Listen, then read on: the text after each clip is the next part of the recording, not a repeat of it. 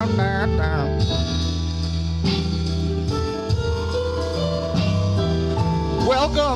everyone, to the last live stream of the year.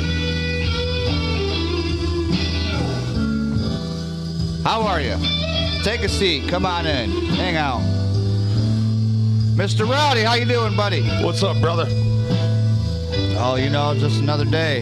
Can't call it. All right. Nothing like an old, good little fucking blues vibe with some guitar ringing in the back, you know what I mean? I know, I was mad when I come in. Now I'm all mellow.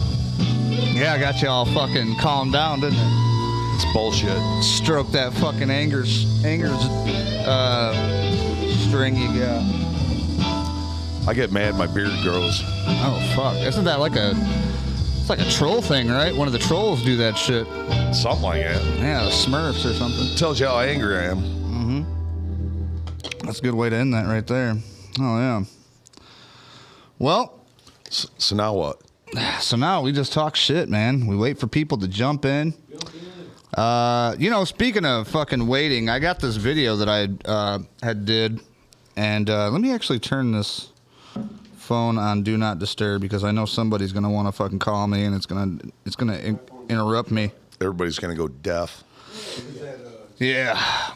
Skeeter Dave's in the house. What up, Dave? Skeeter Dave. Oh, yeah. We're going to get him on later. He's going to join us. We'll have some good times. We got another special guest here, but we'll wait for later on to introduce him. He's a Southern gentleman. Got to get a nickname, man. Yeah, I don't know, man. We're just going to have to... We'll figure it out on break. Roll with it, I guess. Roll with the punches. Figure it out. Skeeter Dave, fucking Keith. Yep. First thing I got to do is I got to go on here and we got to share this because I am banned on Facebook now. Well, not banned, but I'm like suspended or something, I guess. Congratulations. Yeah, man. Just appreciate it. I need to get... There we go. There he is. There's a Southern guy back there. See him? We got to come up with a nickname for you. What did anybody call you in high school? Oh, man, I got called a lot of names. Motherfucker, asshole, is everything. Shit. He's from down south. I was thinking Cletus. Oh. Cletus. I like Cletus. What's your first name? James. What's the first name? James. I might have to think of that. You know, It's going to be a hard one. It's going to be tough. What's that? guess where I was born at? Where? Joe Layer Clayton, Ohio. Ohio. said can't get his cam to work. You're not supposed to admit that to people. Joe, why can't you get your cam to work, man? What's going on there? Yeah, where the hell's our other guest? Yeah, we had another guy, Bob. That was Bob. your friend, Bobby. Bob. Bobo. You're not here, Bob. The Bob man. The Bob Meister. Funny when anybody says Bob, they're like, oh, Bob Senior or Junior? They always think it's his dad. He gets no recognition. Oh, because they all know his dad. Because everybody knows his dad. Like, yeah, Bob, that's my guy. Like, oh, no, I mean senior, not the little one. Sorry, Junior, you got famous from the old man. Yeah, that's what happens. But hey, you know, I think we can actually probably take callers today. We can do that a little bit later on if people want to call in, you know, real quick. Oh, yeah. Talk to them, have a little 5-minute, 10-minute conversations with them, depending on who they are and how interesting it is. Also, we are in the middle of winter right now, folks, and thanks to this glorious man over here with the beard, we have generously gotten this behemoth put into the wheelhouse to heat this small 36 by 16 area. And so what we're going to do is we got this thing called Heat the Wheelhouse. If you look in the description.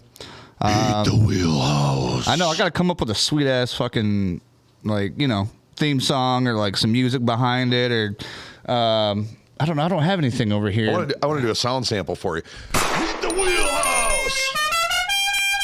That's cool, my favorite. But, yeah. So that's what we're working on now. And here we have a thing here. If you do want to donate to help fund that, because this was all out of this man's pocket. I didn't have to pay anything.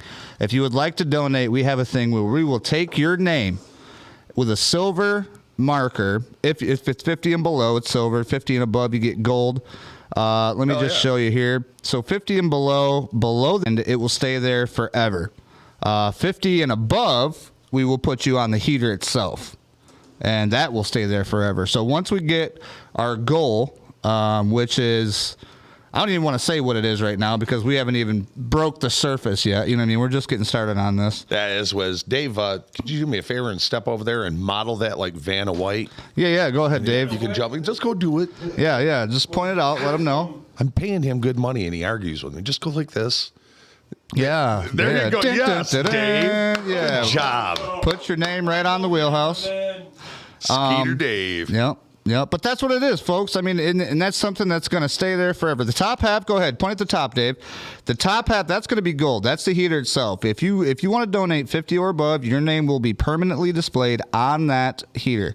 Below that is going to be the 50 and below. So the frame, point at the frame there, Dave. There you go. Below, yep. They're down. That's you're going to be there.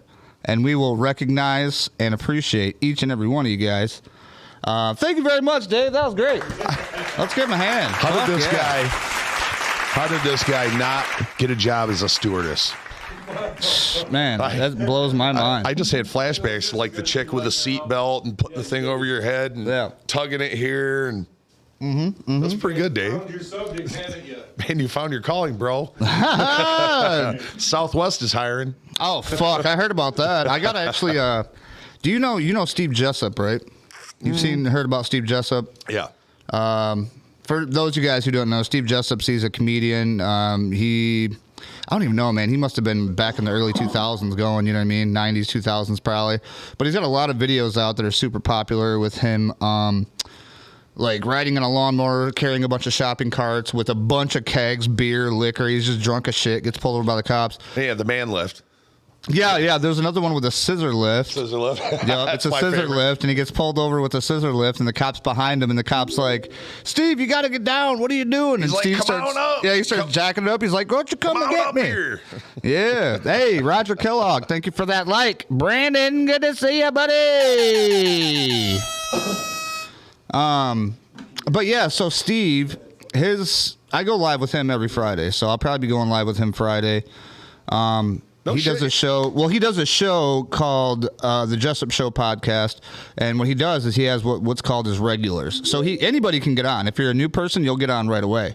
All you have to do is have like your phone or whatever, hit the Zoom link in the YouTube description, and it'll put you right through Zoom. And then producer Mike is the guy that runs it, and he'll just pretty much let you in. You get to talk, and Steve will ask you questions about, like who you are, where you at, what do you do, and you just go from there, man. Like he's cool as shit. I actually did it one day, just fucking around. Thought, I was like, why not? I'll try it, see if it works. I didn't expect for anybody to grab me up and shit. Thank you for that chair, Brandon Pickens.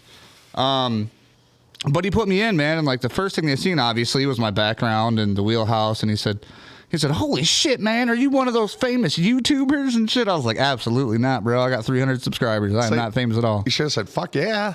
I mean, I'm trying to get there, you know what I mean? You're hanging out with royalty, man. Yeah, dude, this fucking guy over here, shit. Fucking wheelchair Rick. I'm talking about you. Oh, come on. I'm fucking hillbilly from down on Liberty. But no, so the producer Mike guy. Anyway, that's something. If anybody wants to do that, the Jessup Show podcast, just check it out on YouTube.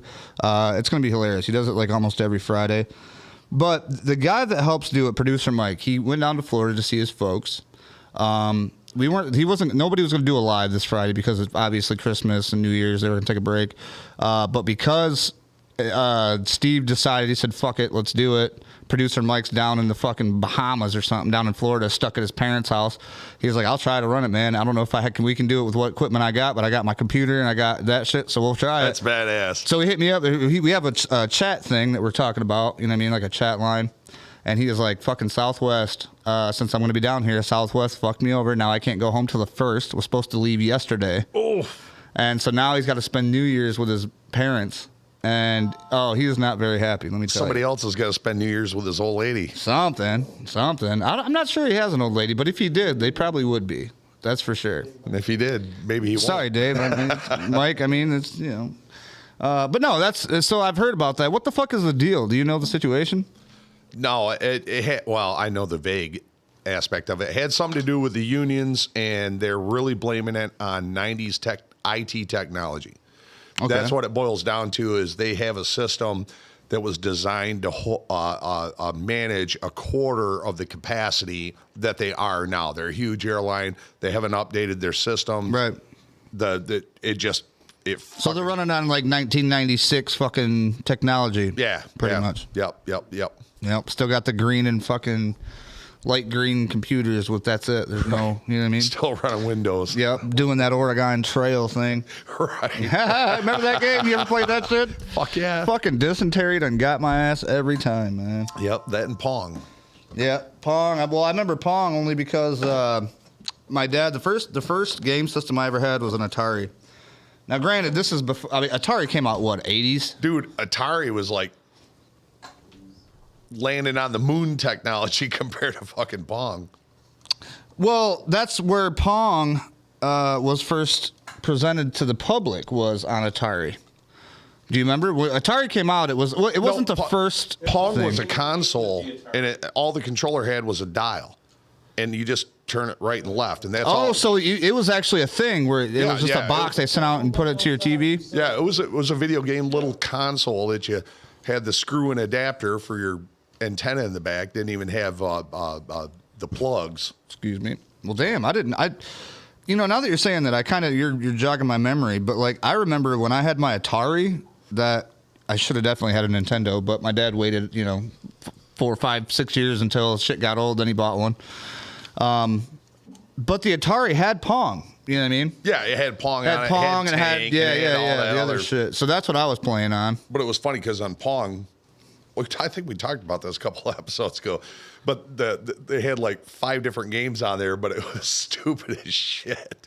This one's tennis, this one's ping pong, and it was all the same shit. Yeah. Bounce a ball back and forth.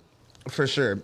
Nowadays, you look at where we're at nowadays compared, and we have talked about this, but compared to that, it's fucking nuts, man. Like, I own an Xbox Series X. I don't know if you know what that is. Yeah. Oh, God, I played some of those games, and it's insanity, man. The graphics and all the shit. And, I grew up playing in the fucking woods. I had a stick. That was my awesome play toy. A freaking stick out in the woods. Acting like it was a gun, like you're an army guy. And then when Pong come out, I think I was like maybe 7 years old, and my dad brought that home. I was like, holy shit. It was like alien technology to us, being able to control something on the TV to what you can do now with computers. And if you go back a little bit even further in history, look at the technological advance that we've had in 122 years. Yeah. About to be 123. Dude, it's night and day. I mean, you look at the last, you look at even since 1922. Okay, let's go to even 1922. So 100 years. Yeah. So let's do 100 years. That right there, that time span is fucking ridiculous compared to the last 500 years. It is, but the difference is if you go back just 22 years more, your ass walked to school or rode a horse. Yeah, there was no cars. Nobody had a fucking car. That's the only difference. No. So you got the roots of it, and there wasn't electricity spread all over the place. It was still candlelight. By 1922, you're starting to get some electricity pushed out in the rural areas. Right. So you had a light bulb. Your parents possibly had a car or a Model A. Could you imagine that? All the people had to gather around the one light bulb that they had, you know what I mean? Just to do their reading or whatever. Just to keep warm. Well, and also back in the day, I mean, with the fireplaces, man, like, when we went without power or whatever, like, granted, we don't have a fireplace, but it's a whole nother feeling, you know what I mean, when you're just completely unplugged.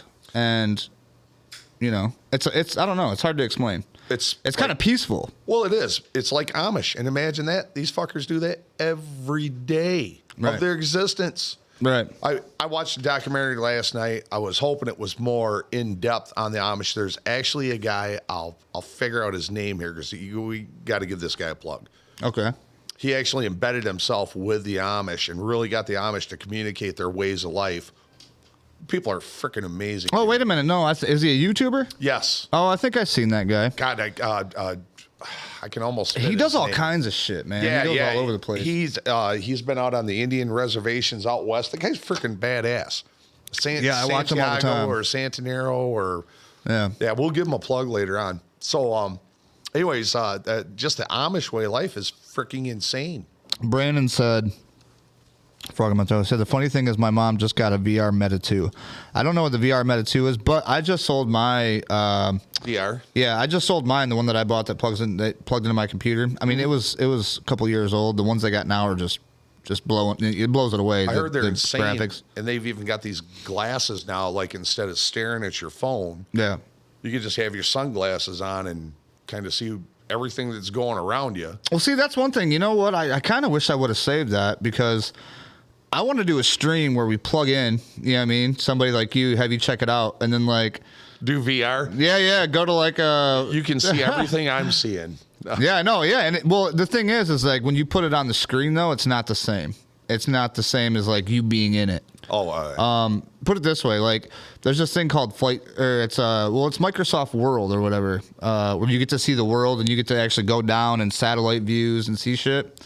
And like you get to fly with the controller. Well, I had one of my old guys, fucking hooks me up with the holy crap, dude. He got on it and he was standing up and I was fucking like on the computer and I'm trying to get him closer to this like Sistine Chapel or something. And thank you for that share, Ben Insider.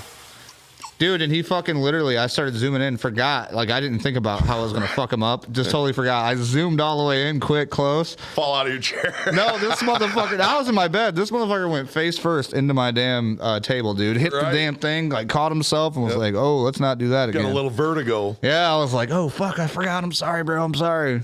Now, that shit sounds awesome. I used to about get a freaking head rush on Google Earth, fucking around on the computer. That's what it was, Google Earth. Yeah. And zoom in on that shit, and it's like, I caught myself high a couple of times, like, oh. Yep. James, you want to spark that up? No, man. Oh, okay. He's just hanging out.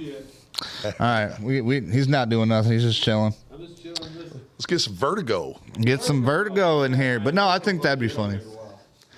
That shit would be hilarious to Yeah, to do that with the VR shit. Yeah. Oh, dude, that's fucked up. I'll be sitting down when I do that. No, you have to. I mean, like after that episode, I was like, told everybody, you got to sit your ass down. It's gonna fuck you up. Now, is that all like doing the hand controls, like the Matrix and shit when they're doing the computers? Well, they got these controls that fit inside your palm, and then you can use the trigger, and then it's got little joysticks. Fuck that! I and want then the gloves. different things. I mean, you can go get like gloves this. too, I'm sure.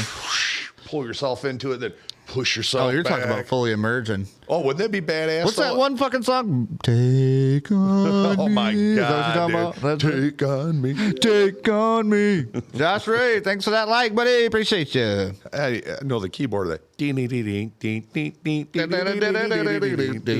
Holy shit. Yeah. Don't get me started on There's that. the halftime show. We just fucking nerded this shit out right there. Dude, that's like dating. Mm-hmm.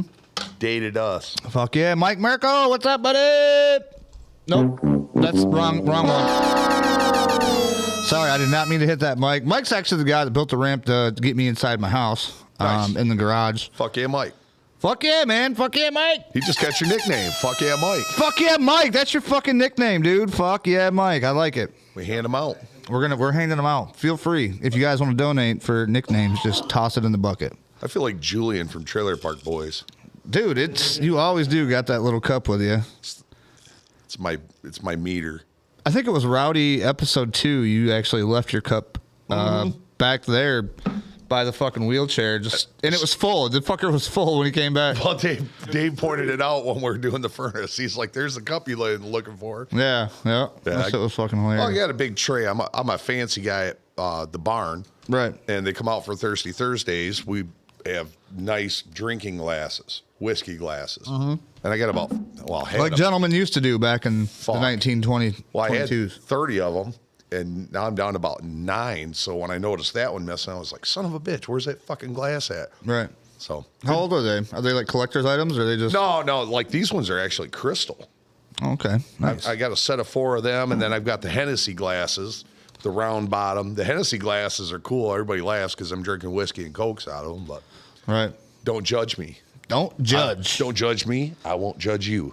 Oh, you know what I forgot to plug in? Which I don't know if it'll work, but we can try it. No, we don't fucking need it. I got my Stream Deck. I spent $120 on this thing. The fuck is that? And I don't use it enough. Stream Deck. It's called a Stream Deck. So what it does, it's got 16 buttons on it. You can you can assign whatever you want to each button. So you can assign like sound effects, or you can do like a screen thing. Like when I switch to you, see how I do that? I can do that on there. It just kind of controls. It's kind of like a controller for when you go live and stuff. Oh, easier than what you got? Not really. I mean, because everything's right here. That's kind of why I'm like, it gives me more options, though. Well, hook it up then. Oh, it is. It's hooked up now. So we got, Oh, yeah. I like that one. yeah, dung dung and shit. That's Law and Order. And fucking, this is probably quiet. Get nothing. Yeah, that's, you know what that one is, don't you? Oh, this is good trivia. This should be trivia right here. No, I was thinking Soup Nazi, but I don't think that. No. No. Damn, that was a good guess, though. Jody Egan. You know what? She gets her own button, too. Here you go, Jody. Jody, my Jody. That's her. Yeah, she gets that. She gets her own button there. But no, that's from. You remember Willy Wonka and the Chocolate Factory? Yeah. When at the end they do the fizzy lifting drinks and they get in trouble and fucking Willy's like, you know, filling out his paperwork and he's like, what are you waiting for? He's like, you get nothing. Like, you took the fizzy lifting drinks, you did it, Right. and all this shit. So what's the soundbite from? It's from when he says, you get nothing. You get nothing. Oh, now I Remember hear that? it. Yeah. You could see him fucking slamming the desk and shit. Sounded like a mean old Spanish lady. Kind of. I mean, a little bit. There's just a couple different things, you know what I mean? Oh, we also got this. Make sure to hit that subscribe, like button, follow, whatever, Facebook notifications. Do it. Make it good. Make it count.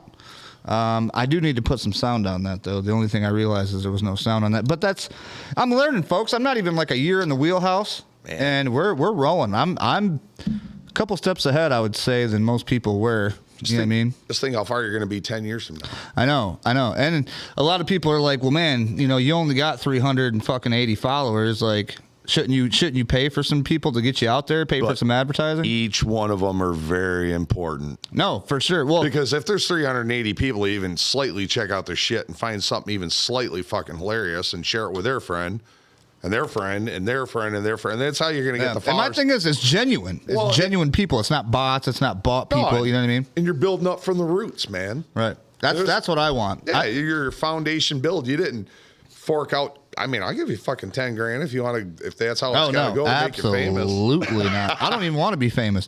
See, like, I would be happy just to have like my small group that we, you know, like that would want to watch us chime in, like we kind of have now. Fuck. Yeah, it's fun. My thing's going and I'm not moving. Uh-oh. That's okay.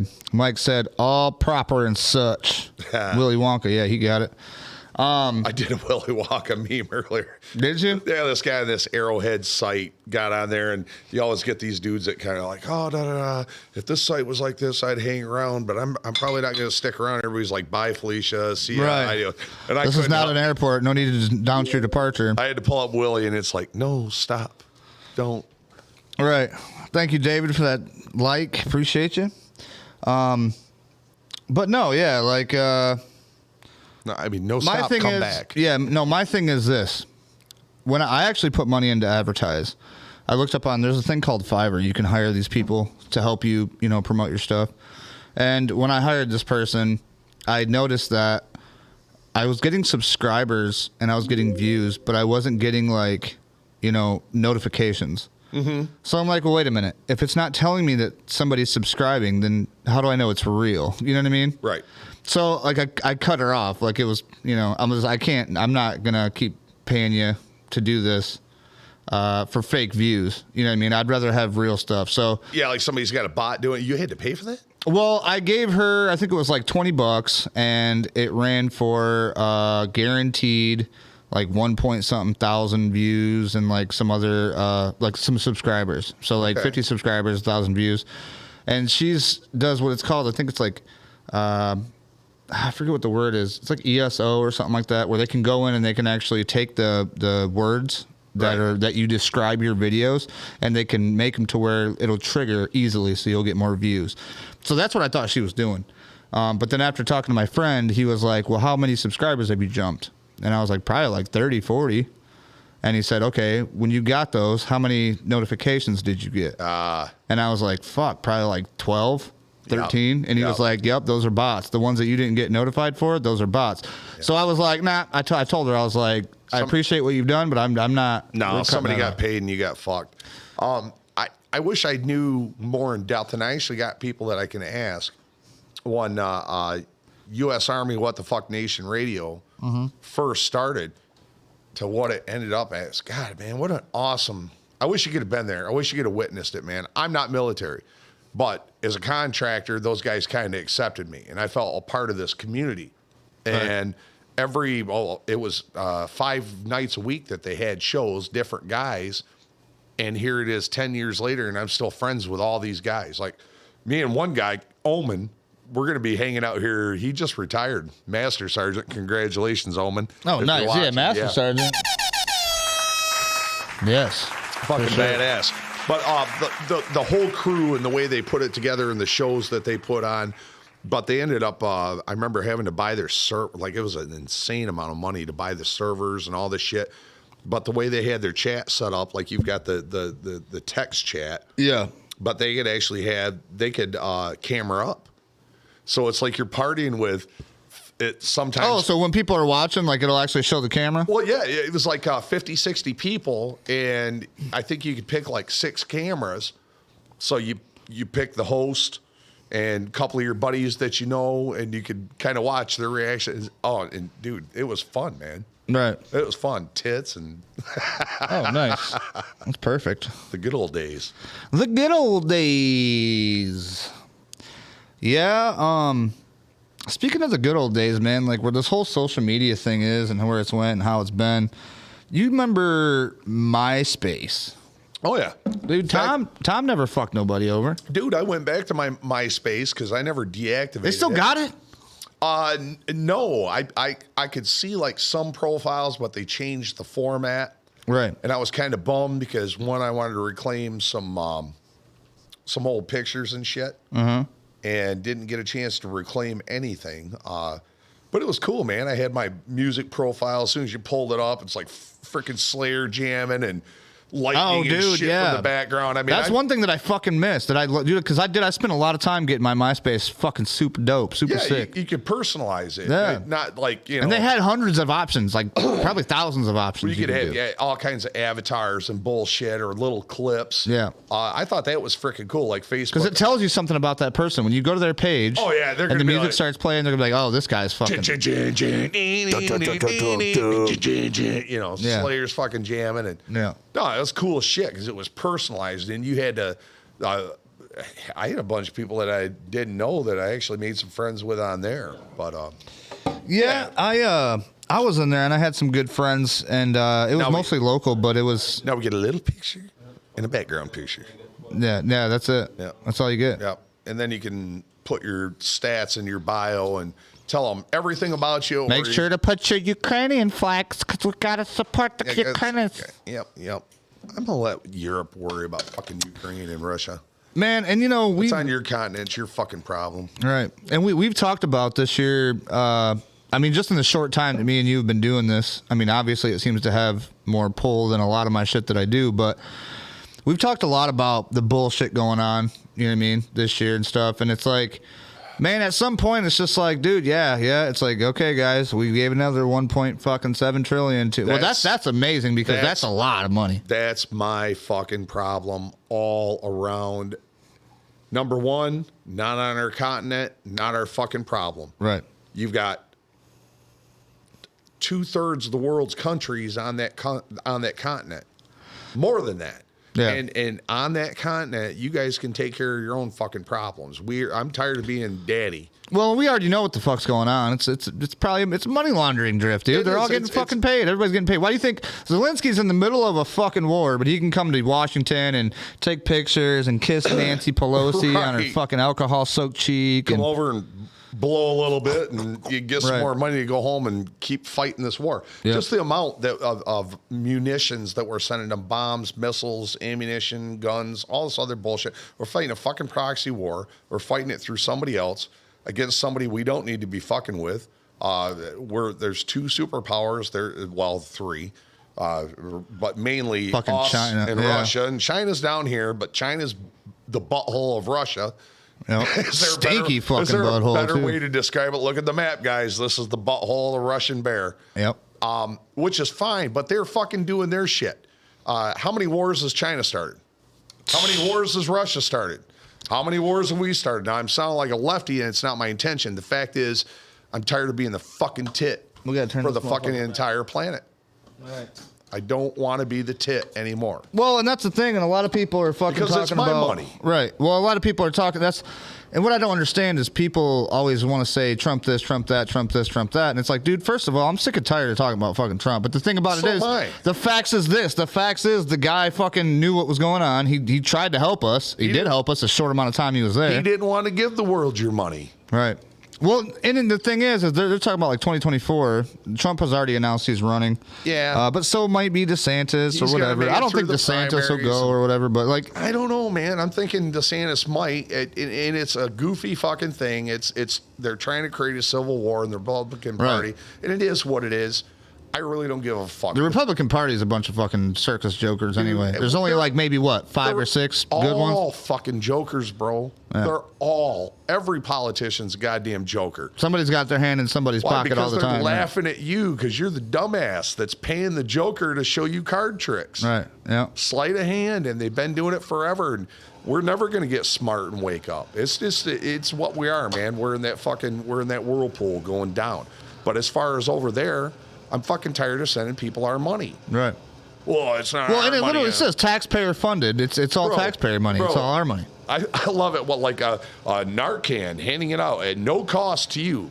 Oh my No God, fucker. yeah. Who the fuck you think paid for it? Fucking Santa Claus come down from the North Pole, Right. gave a bunch of money. The federal government paid for the fucking Narcan. Hey, give this the to your junkie. drug dealers. Oh, you should have a Narcan pen in your purse for a loved one. And I'm like, what about a fucking EpiPen or maybe some fucking... Can I get some diabetes medicine? Yeah, Right. yeah. Can I get some insulin? Fuck no. But hey, go down to the sheriff department and just push a button out of a vending machine. And you for- get 10 free needles and fucking a tie-up kit. and A the fucking magic word for free. Right. Fucking hate that word because there ain't nothing free. Right. Free costs somebody something, and it's us, the dumbasses at the bottom of the hill.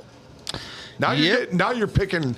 Well, hold on a second. I wasn't trying to waken Rowdy. no, Rowdy's dude. fucking getting awake, Right. and I didn't want Rowdy to wake up. I was just saying. You ain't my even whole had him point. on this show yet. My whole fucking point about me getting into this was like, it's just we cover this shit too fucking much, and it's kind of cool to cover other shit too. You know what I mean? Like It is, like but we not do with enough the people are- history and the shit like that. But you're right. Not enough It's people are fun. waking up, and we got to fucking do our thing. It's fun, but not enough people are getting pissed. No, for real. I agree. What the I fuck agree. is that movie, George Orwell, not 1984, the one where they got the newscaster saying, wake up, aren't you pissed? Oh, that's where they got the obey glasses and all that Yes. shit. That's fuck, man. That's I feel like an asshole. All for right, forgetting somebody it. in the chat. What is that fucking movie? You guys know what that movie is. Yeah. What is it? The new- It's not Clockwork Orange. No, the newscaster's telling you, wake Ben up. said, I got the beatus.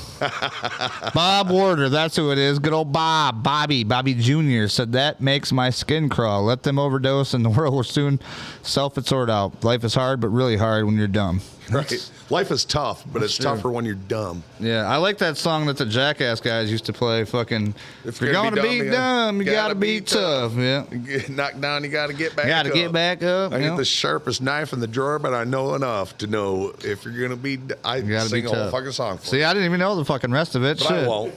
But I won't. Fucking gangster with it. Hell yeah. Let's see here. No, people should. They should get fucking upset. Right. Now, goddamn it, you're struggling to pay your fucking heating bill. You're complaining about the fucking price of milk and almost $4.50 a dozen for fucking eggs. Yeah. All these things, you should be fucking pissed. Why should you be pissed? Because they're taking your fucking tax dollars Yep. that they stole from you in every fucking shape and form. And one guy said on here, he was like, I was watching him on YouTube. They were out talking to people, and he was like, one thing I think that if we did this, that would fuck them up is we don't pay our taxes. And I'm sitting here thinking, every time you buy something, you're paying taxes. How the fuck- 1 year, if you didn't pay your taxes, they would be fucked. So, like, you're talking about the people that have to pay in, that have a choice to pay in. The difference Not the is- shit that, like, Yeah. you buy at the store or Oh, whatever. no, don't do your tax refunds. If you do, don't pay. Just everybody. What are they going to do? Audit everybody? Well, are they going to do? Arrest everybody? Right. But no, unfortunately, Sorry, I just put a chew in. That would be the end of our monetary system. Right.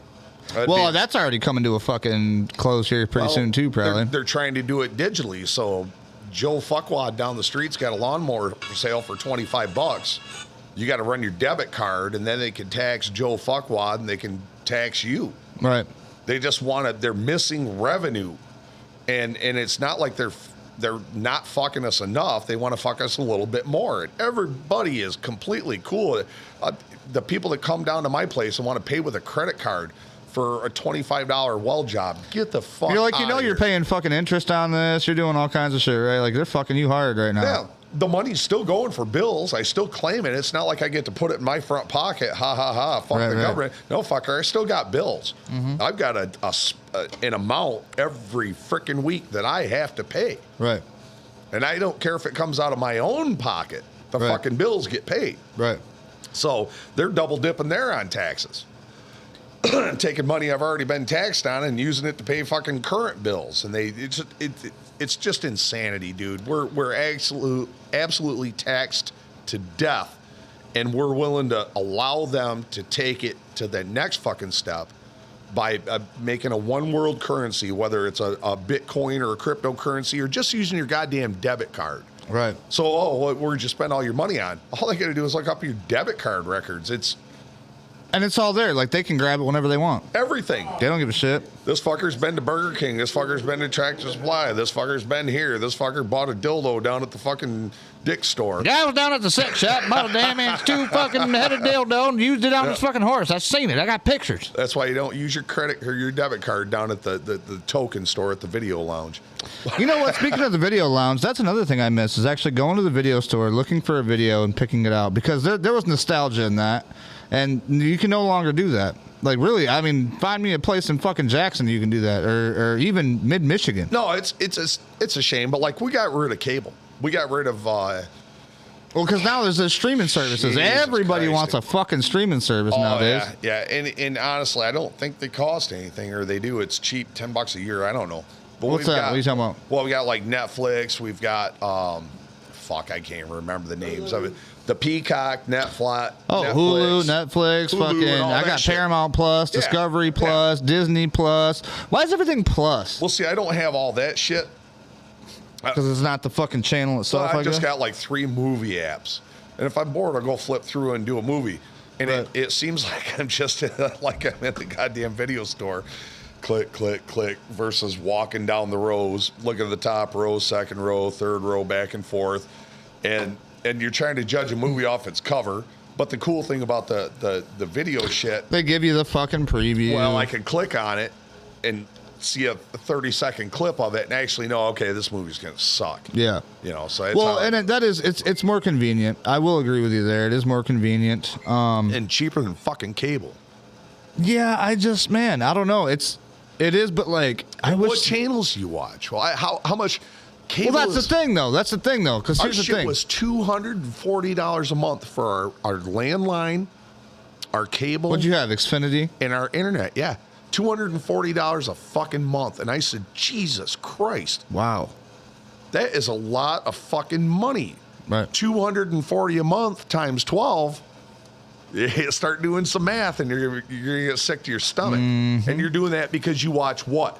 Discovery Channel, History Channel, and once in a while the Weather Channel. If they actually put the fucking weather on there, Right. and not some bullshit they want to shove down your throat. And if they're gonna put the bullshit they want to shove down your throat, at least do it with a fucking chick with fucking low cut top on or something to keep our interest. No shit. Like Look at the Mexican fucking news is fucking awesome. You go down to Mexico, dude, they got this fucking, you know what I mean? is it Mexican or France? They had like topless news or something. Dude, that's even better. You want fucking people to watch your news? You want ratings? Right, let's see Fucking some bump it boob. up, bud. See some boobs. Ben Insider said, "How am I supposed to sell weed if people don't have cash? What the fuck?"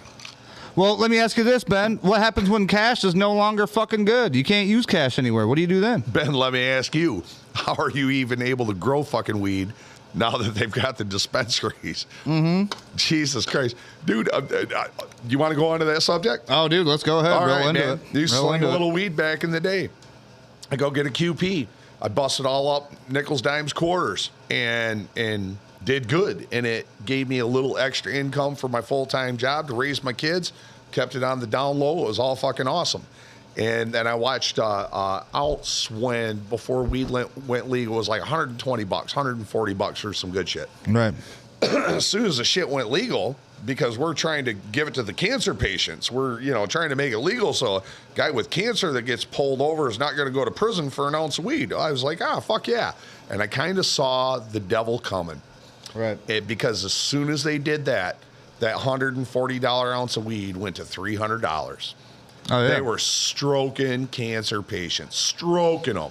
And everybody that sold an ounce of weed for $300, you're going to answer to somebody because you're a piece of shit. You fucking son of a You are a bitch. fucking snake because you just gouged the system. You gouged somebody that needed it. Whoops. Wrong button. All I meant these to press people, this they one. got their pot. Then we went to full decriminalization in Michigan. Yep. I don't know how many fucking ounces you can have in your car. Don't know because I don't have that much. Well, you're only supposed to have 2, I think. 2 ounces. You can drive around with 2 ounces. Blah blah blah. You can buy from the dispensary. But now they're as the outlaw has always been, the outlaw is always going to be. Right. But all the outlaws are starting to fade out because they've been crushed by the system. By the fucking system. And now the system has went from $300 an ounce weed, the highest end shit you can get, To $80. down to some of these dispensaries are selling weed 68, 78 bucks an ounce, which is pretty good well, weed. that's why Ben said that's why I have to sell OZs for around $40 a piece. Yeah, Which, dude, that is ridiculous. Can you imagine how much work it takes just to get a fucking ounce out of the ground? It's fucked. And I know It's not even worth it. I know how much it takes to get 6 plants because I did the experiment. I always used to tell my old lady, because young, dumb hippie with a mullet, as soon as weed's legal, I'm going to grow weed and I'm going to be rich and da-da-da-da-da. Well, I had kids, so I didn't fucking do it. I didn't want around my kids. I didn't want pot plants in my backyard with my kids. Let my kids be kids. Right. And never had weed in my house, kept it stashed in a barn out back.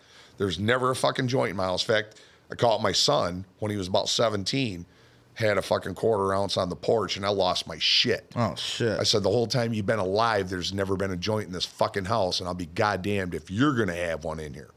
Damn. Get your shit the fuck out. Go stash it in the woods. He had no fucking choice. He bet you he fucking did that shit in a hurry, didn't That's better than getting his ass beat. he? Yeah, I'd say so. But just the price and the gouging, and now it's transformed, and now all these big guys, they thought there was going to be a $1 trillion industry is starting to collapse, and I'm just fucking laughing. It's fucking hilarious because now literally like there's still people, and I'm one of those people that rely on their fucking own people to get the shit from. Right.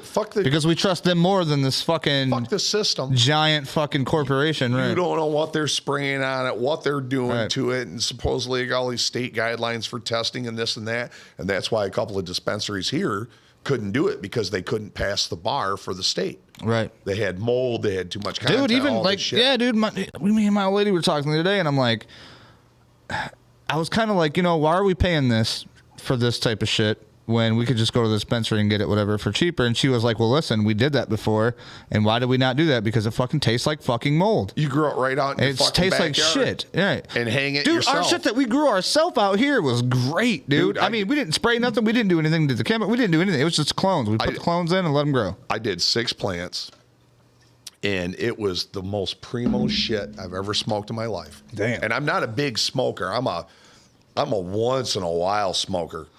Mike said growing and taking care of weed sucks.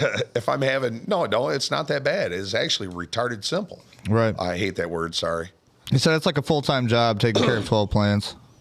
Well, No. that's if you're trying to like. Oh bullshit! I did 6 plants. It depends on what you're trying to do. I had to fucking water every 3 days, mix nutrients, water every 3 days. Went out there a couple of times with neem oil. Right. When I cut it down, the biggest thing is that we misjudged the drying time. We put the humidity meter. We had a barn, wood sides, concrete or wood roof, concrete walls. So it actually wicked the moisture way quicker than we thought. Right. So we had to scramble at the end to trim it and do all the shit. I'm not even going to say on here because I'm not going to incriminate myself. Yeah, you don't want to do that. But off the 6 plants, I was like, holy fuck. What the Right. fuck am I going to do with all this? Dude, fucking Ben just said around 120 pounds this year. Yeah. And he's probably just sitting on a ton of that. Yeah, don't you want to talk about that on here? Fuck Ben don't give a shit. I know, but the fucking communists are listening. Bob Waters says, I grow like 12 plants as a hobby, and it's all outdoors. And if it fails, I'm out some water and maybe $50 in good dirt and nutrients. If it shows out, I'm higher than giraffe pussy. Yeah. Pretty high. It's good, but like I say, guys, don't put your necks on the line to sound cool on the internet. No, yeah, that's one thing I learned the hard way of a couple times. I'm still waiting on my band, which ends at the beginning of the year, surprisingly. Then I'll be able to post normally again. To be honest with you, I'm surprised we had 8 viewers steadily. We're down to 7, but still, like that's continually. Like I'm amazed that people, and I bet you that's only because we've shared it and people have shared We got it. a couple of buddies, some diehards out there who just want to hear us bullshit. For sure, which is great, man. We appreciate you guys. You guys are the real fucking winners. Give yourself a round of applause. Yeah, turn it up, turn it down. How far in are we? We are 45 minutes and 38 seconds in. Do you need to take a break? I am feeling a piss break. Uh-oh. It looks like it's almost time for that piss break. Well, I tell you what. We do have a little bit of George Carlin. You guys may or may not have heard it before. We're going to hit it for a little bit, take us a little piss break, and then we'll be back, right? Sounds good? You need to have like the whole break of just water running. So everybody else has to piss too. We can just all get it done. Just do like a fucking waterfall? Yeah, just a waterfall. A waterfall with some fucking soothing music behind it? Splashing off the rocks. Everybody's like, damn, now I got to piss. Right. I'm like, fuck, I might as well go, right. All right, guys. Well, give us a minute. We'll be right back. It probably won't take us 5 minutes. I mean, I'd say maybe 3.5 tops, but we'll be back. We got to take the pee breaks and get it all out. Don't leave us, all 7 of you. Don't leave us. Intro and then be right back.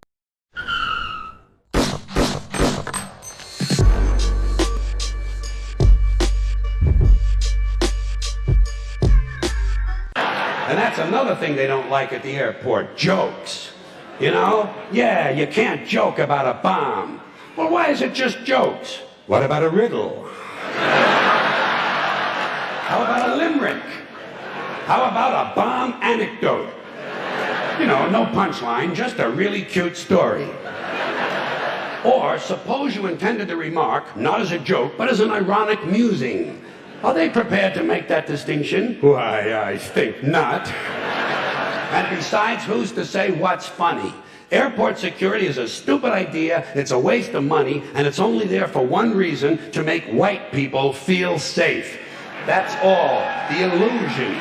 The feeling and illusion of safety. Because the authorities know they can't make an airplane completely safe. Too many people have access. You'll notice the drug smugglers don't seem to have a lot of trouble getting their little packages on board, do they? No, and God bless them too.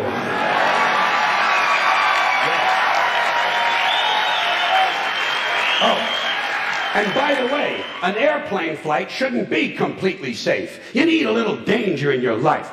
Take a fucking chance once in a while, will you? What are you gonna do? Play with your prick for another 30 years? What, are you gonna read People magazine and eat at Wendy's till the end of time? Take a fucking chance. Besides, even if they made all of the airplanes completely safe, the terrorists would simply start bombing other places that are crowded. Porn shops, crack houses, titty bars, and gangbangs. You know, entertainment venues. The odds of you being killed by a terrorist are practically zero. So I say relax and enjoy the show. You have to be a realist. You have to be realistic about terrorism. Certain groups of people, certain groups, Muslim fundamentalists, Christian fundamentalists, Jewish fundamentalists, and just plain guys from Montana are going to continue to make life in this country very interesting for a long, long time. That's the reality. Angry men in combat fatigues talking to God on a two-way radio and muttering incoherent slogans about freedom are eventually going to provide us with a great deal of entertainment. Especially after your stupid fucking economy collapses all around you and the terrorists come out of the woodwork and you'll have anthrax in your water supply and sarin gas in your air conditioners. There'll be chemical and biological suitcase bombs in every city, and I say enjoy it. Relax. Enjoy the show. Take a fucking chance. Put a little fun in your life. To me, terrorism is exciting. It's exciting. I think the very idea that you can set off a bomb in a marketplace and kill several hundred people is exciting and stimulating, and I see it as a form of entertainment. Entertainment, that's all it is. Yeah. But I also know that most Americans are soft and frightened and unimaginative, and they don't realize there's such a thing as dangerous fun. And they certainly don't recognize a good show when they see one. I have always been willing to put myself at great personal risk for the sake of entertainment. And I've always been willing to put you at great personal risk for the same reason. As far as I'm concerned, all of this airport security, all the searches, the screenings, the cameras, the questions, it's just one more way of reducing your liberty and reminding you that they can fuck with you anytime they want. As long as you put up with it. As long as you put up with it. Which means, of course, anytime they want. Because that's what Americans do now. They're always willing to trade away a little of their freedom in exchange for the feeling, the illusion of security. What we have now is a completely neurotic population obsessed with security and safety and crime and drugs and cleanliness and hygiene and germs. There's another thing. Germs. Where did this sudden fear of germs come from in this country? Have you noticed this? The media constantly running stories about all the latest infections, salmonella, E. coli, hantavirus, bird flu, and Americans they panic easily, so now everybody's running around scrubbing this and spraying that and overcooking their food and repeatedly washing their hands, trying to avoid all contact with germs. It's ridiculous, and it goes to ridiculous lengths. In prisons, before they give you a lethal injection, they swab your arm with alcohol. It's true. It's true. It's true. Well, they don't want you to get an infection. And you can see their point. Wouldn't want some guy to go to hell and be sick. It would take a lot of the sportsmanship out of the whole execution. Fear of germs, why, these fucking pussies. You can't even get a decent hamburger anymore. They cook the shit out of everything now because everybody's afraid of food poisoning. Hey, where's your sense of adventure? Take a fucking chance, will you? You know how many people die in this country from food poisoning every year? 9,000. That's all. It's a minor risk. Take a fucking chance, bunch of goddamn pussies. Besides, what do you think you have an immune system for? It's for killing germs. But it needs practice. It needs germs to practice on. So listen. If you kill all the germs around you and live a completely sterile life, then when germs do come along, you're not going to be prepared. And never mind ordinary germs, what are you going to do when some super virus comes along that turns your vital organs into liquid shit? I'll tell you what you're going to do. You're going to get sick, you're going to die, and you're going to deserve it because you're fucking weak and you got a fucking weak immune system. Now,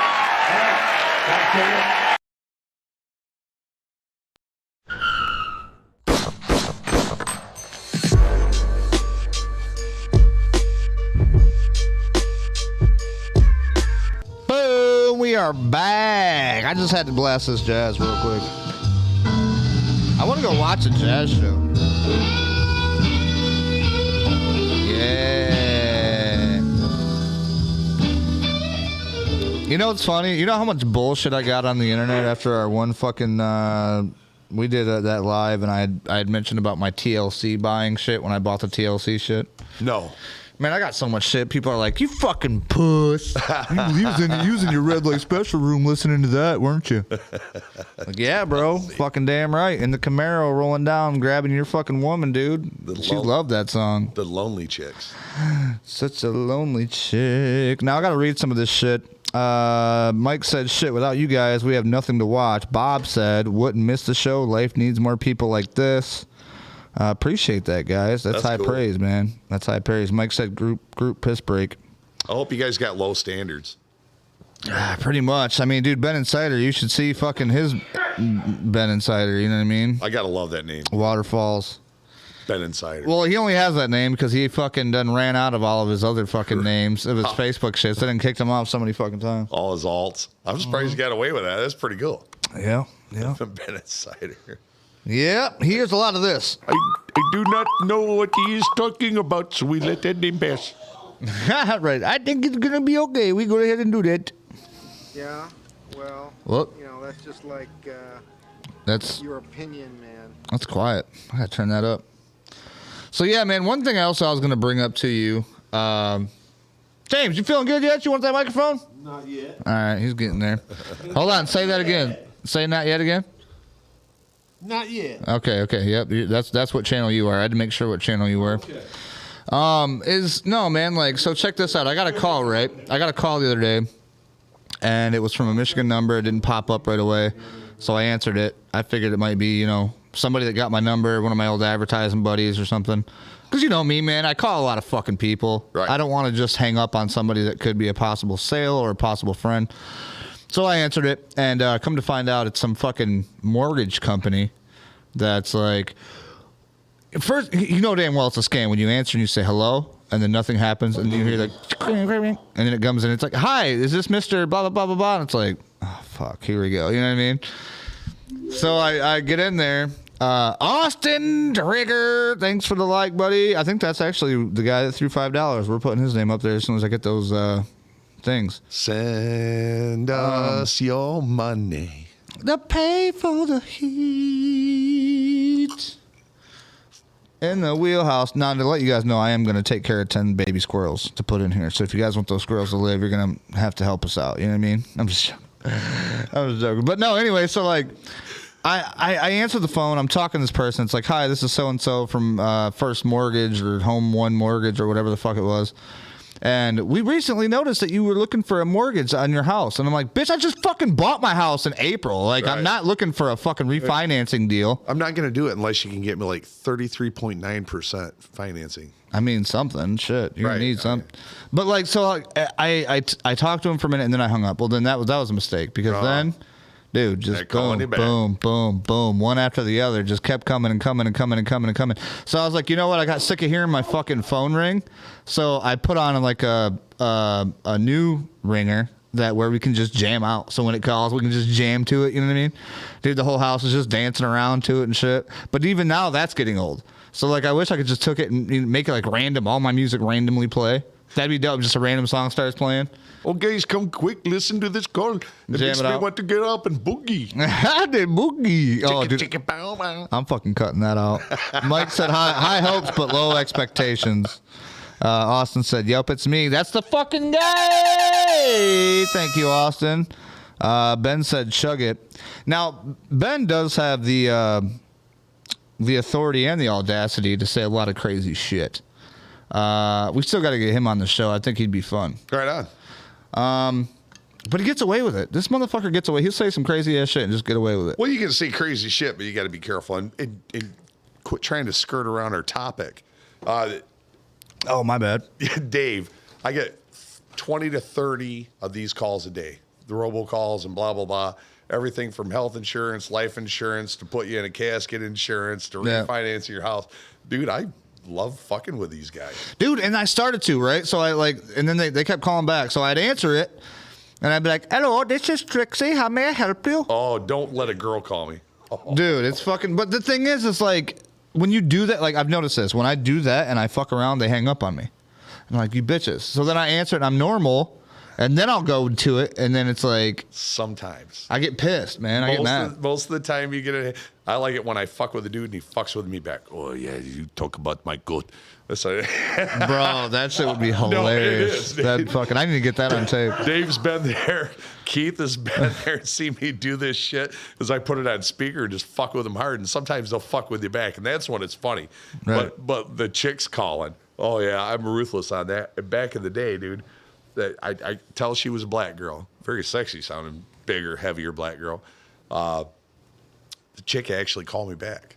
Damn. I was like, yeah. I was like, you know what? You got a hot voice. You want to call me back on lunch or on your break or something? And she's like, oh, I don't know if I can do it. She had a southern accent. Oh, that's the best. Oh, dude, it was too. And you're like, fuck yes. She's like, I don't know if I can do that. I'll think about it. 15 minutes later, phone rings. I'm like, no fucking way. Damn. Got her. You just see her in the bathroom. Oh, Ben said, I don't have to bite my tongue because I don't have any teeth. Oh, got him. That was a good one. Damn. Oh, I got this for this one, too. Where was it? Damn it, I was fucking slow on it. Oh, right there. Got him. Damn. Got him. But dude, that's a rare situation though. Rarely do you ever at first A, get a fucking chick. Secondly, B, get a chick that speaks decent English. You know what I mean?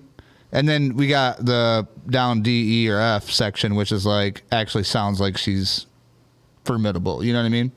I'm gonna say 2 out of 10. I get interaction 2 out of 10.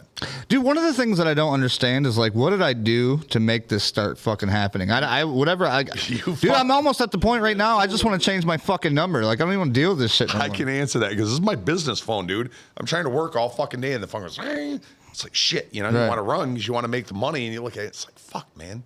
How many calls am I gonna get from Abu Dhabi? Wherever. Right. Dude, it's ridiculous. I mean, it's everywhere. It could be fucking Canada. It could be Alaska. I almost got shitty with a dude that called from Alaska today. Like, I was going to fuck with them before they fucked with me. Oh, damn. And it was Today this happened? Yeah, it was a legitimate customer. It was on the way here. Oh, you were like, listen here, motherfucker. He's like, no, I just bought one of these things off you. You're like, oh, fuck, I'm sorry. Yeah. I was going to fuck, and I just said, Copeland.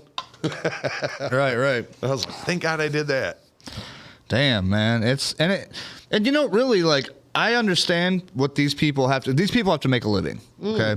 You know what I mean? They don't. No, they don't. They're fucking sharks. They're scumbags. Have you seen those some guys? of the people are Indian motherfuckers, but like I'm talking about the people that are working for them. The lower piss-ons, you know what I mean? But they know they're fucking scumbags. They fucking know it. Yeah. Morally, they know it.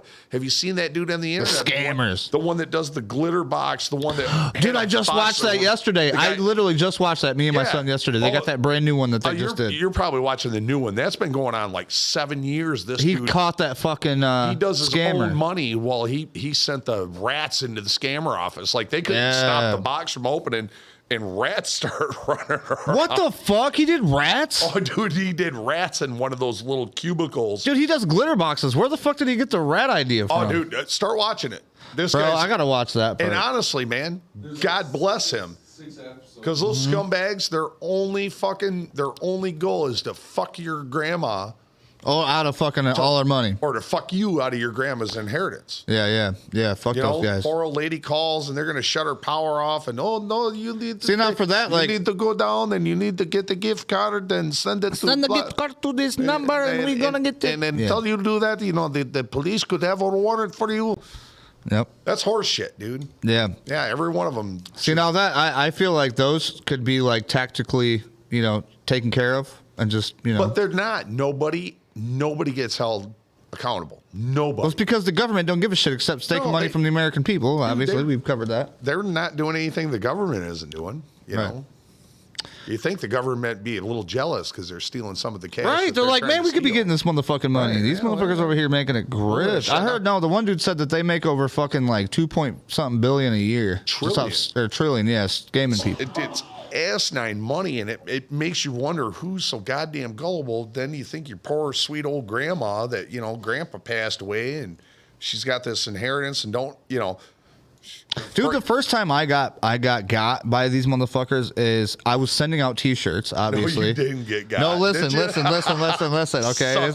it's bad. I feel bad, and I tell everybody, I was like, they finally fucking got me. Sons of bitches. So this is what happened. I had an email that said literally U.S. Postal Service, right? So I thought it was like real. I clicked on it and it was like it had like the real fucking look and shit, and it had U.S. Postal Service with the TM on it or like whatever it was on the mark. You sucker. And I was like, bro, like this has got to be it. And they're like, your package you're trying to send cannot be sent. You got to throw this extra money. So it was like $4.80. So I sent the $4.80. Next thing I know, there's $2,900 being lifted off my card in Connecticut or some shit. Son of a bitch. Dude, I had to fucking I went to go like deposit a check, and I go in and she was like, as I was in there, they're like, I deposited a check and they're all talking about Dennis Go Lightly. Thank you for the like, buddy. They're talking about, oh, well, did you spend this much in Connecticut or whatever? Like, it's funny that you just spend this much in Tijuana. Did you give your card to somebody or whatever? And I'm like, no, bro. Like, what is this? And they're like, yeah, you just had like almost $3,000 tried to be pulled out, and they declined it. So Right. like, as I'm talking to them, they declined it. Not only are you broke, your checks are going to bounce. We're going to need the keys to your fucking car. Right. So I had to go in and actually fucking sit with these women and fucking take care of this shit. So it took another half hour out of my fucking day, which is no big deal because at least I didn't get frauded. But like, I'm glad that my American One Credit Union, man, shout out to you guys, fucking plug, because they've helped me out with shit like that. You know what I mean? They don't let that shit happen. They've got scam protection and this and that. And there's an insurance for that, they can afford to lose a few bucks. But yeah, but I finally got though, man. I was like, and then I knew it was from that, and I was like, motherfucker, because it just happened too. So I had to switch my card out, take all my fucking subscriptions, and switch my fucking payment shit. It's such a pain in the ass. Change the fucking email. Such a pain in the ass when you got to do that shit. It's like man. everybody gets their Facebook account hacked. I haven't done that. It's everybody that shares the fucking chain letters and jump on this app. And my mom was one of the worst. I was like, Jesus, Mom, quit. Well, I like playing the games. I said, for fuck's sake, don't do it on Facebook. Right. You got to stay off the internet shit, man. That's where they get you. That's where they fucking get you from. I got cloned. He got cloned. Oh, shit. You got to tell us that story, James. Put the headset on. Come on. Not yet. Oh, he's getting there. I got cloned. He got cloned. Yes. Yeah, you don't want two rowdies. They do more people at work than I did. You don't want two rowdy Freemans running around your neighborhood. Nope. I tell you what, though, this year has been a fucking doozy, man. I mean, there's more changes this year in my entire life, You know what I mean? Like, you got to think fucking moving out from Kibbe Road to when I had before my accident, where I didn't have any fucking room at all to move around, especially in a wheelchair, to coming out here to the fucking Wheelhouse headquarters, which is like, dude, like 3 acres pretty much of decent land. And you know what makes me feel good about where I'm at is if you look at, there's this guy I follow on YouTube. His name is Cash Jordan. Mm-hmm. He lives in New York City, and he's New York City. Yeah, he's like, I got to put that in there. It'd be hilarious. But no, he's a realtor, and he goes around, he sells apartments and shit for people. He makes videos, and he shows you these fucking 1-bedroom, tiny-ass fucking apartments, $4,000, $4,900, $5,000 a month just to rent that son of a bitch.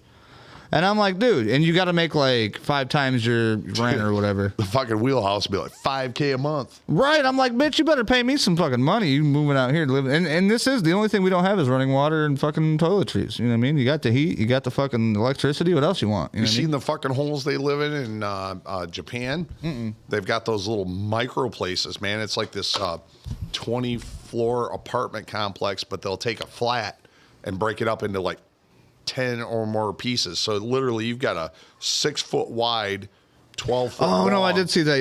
Yeah. And then you got a common bathroom. Same thing in China, right?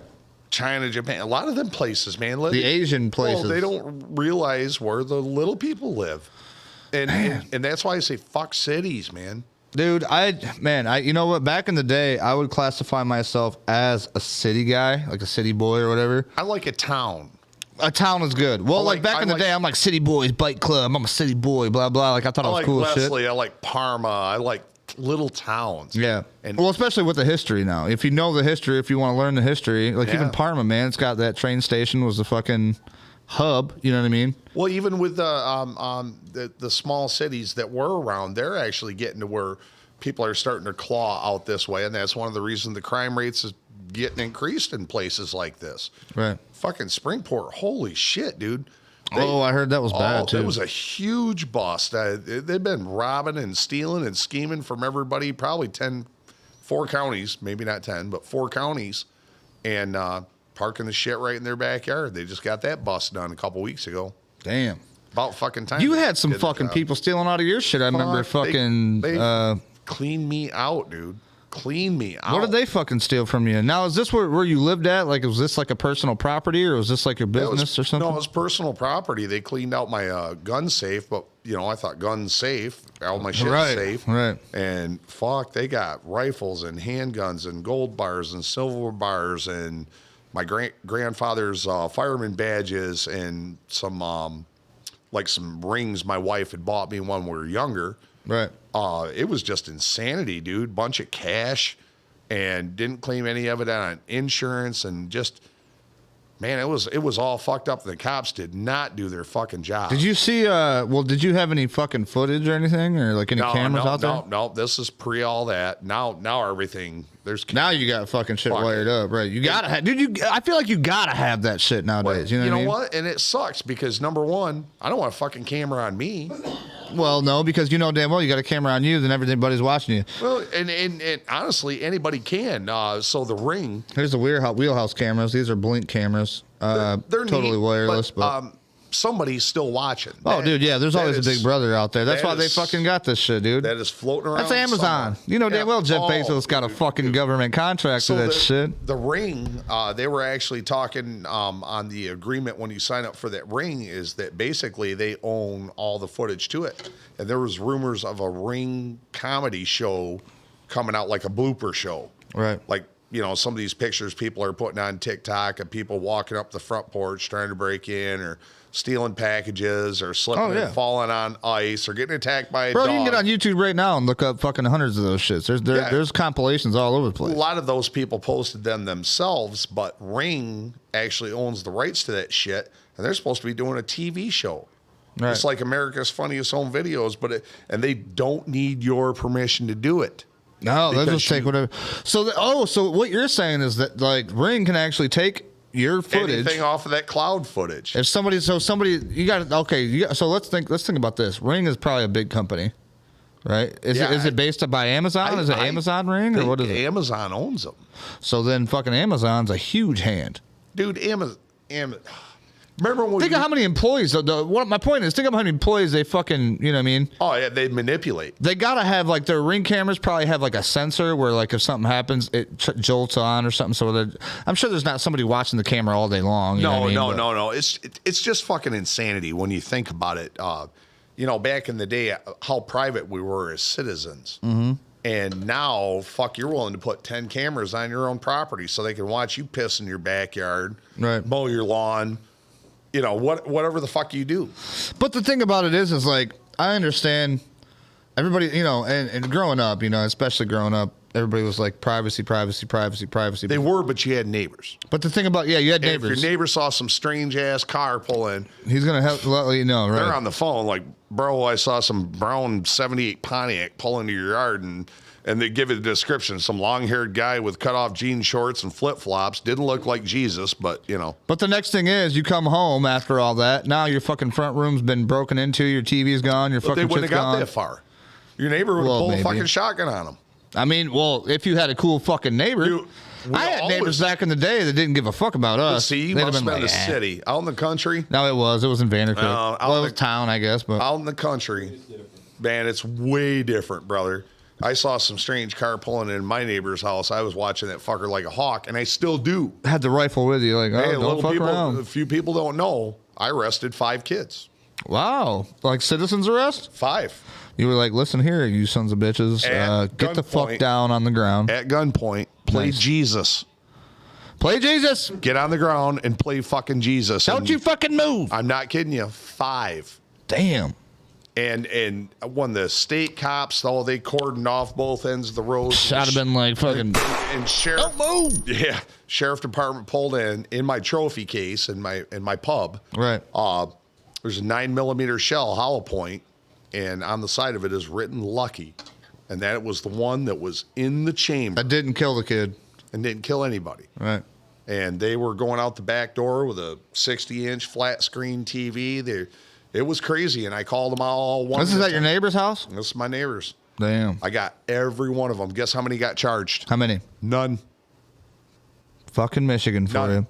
No shit. Now, granted, there was one adult, couple close to being adult, and a couple that were minors, but it was the point that nothing happened.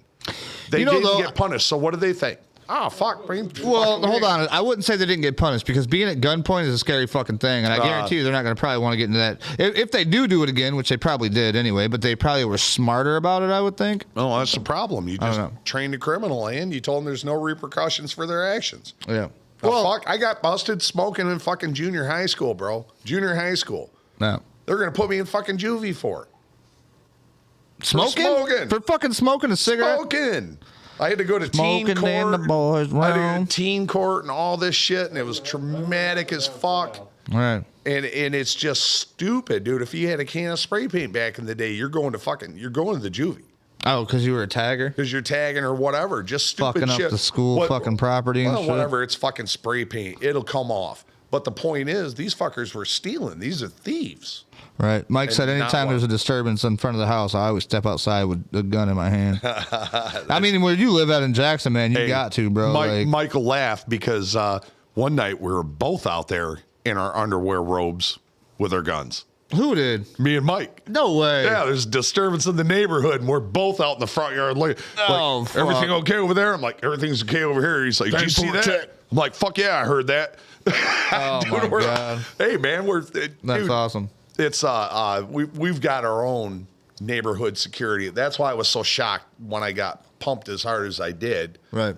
I was like really bummed, and it was Mike's shit that at least gave me a vague description of the vehicle. Oh, I remember because Mike was the one pushing that on there. Yep. I remember him talking Yep. about that shit. That's kind of how I seen it, I think, because he shared it. Because I mean, I was friends with you too on Facebook and shit. This is what 4 or 5 years ago. Fuck, 500 people shared that. There was it was all over the there place. was fuckers in New Mexico that were sharing this shit. Right. Hey, orale, share this over there. Let's try it. Fucking with Copeland, man. What Right, the right. fuck? No, Fucking roll up on these bitches. Well, it's, Roll them up. Oh shit, dude. And I don't ever want to have to do that. No, me neither. And the thing about it is like I've always being young, growing up with World War II, like loving it, like gun games, and just loving being like not like nobody in my family besides my granddad, you know what I mean, has been to war, you know what I mean, like, and even my granddad didn't like guns. But he said in the army or the Air Force, he had to carry one. He was a supply sergeant. He had to carry one on his side. Yeah, he had to have a sidearm. But he said he never had to go in the fucking field. He never had to carry the rifle. He never had to do the grunt shits. But like, for some reason, I was always drawn to it, and I knew that I wanted it, and I kept getting told no. You know what I mean? Like I wanted to get like a BB gun back when I was younger, kind of like the Christmas Story. And my grandma was like, nope, nope, nope. And dude, finally I was able to get it, and I was like, this is great, but I want more. You know what I mean? Like, I need more. And I was never like a bad kid. I wouldn't go shooting people or shooting windows out, but like... No, it's a freedom thing, and it's being given that responsibility. Yeah. So the later you go, you're a teenager, now you got your first BB gun, you're like, oh.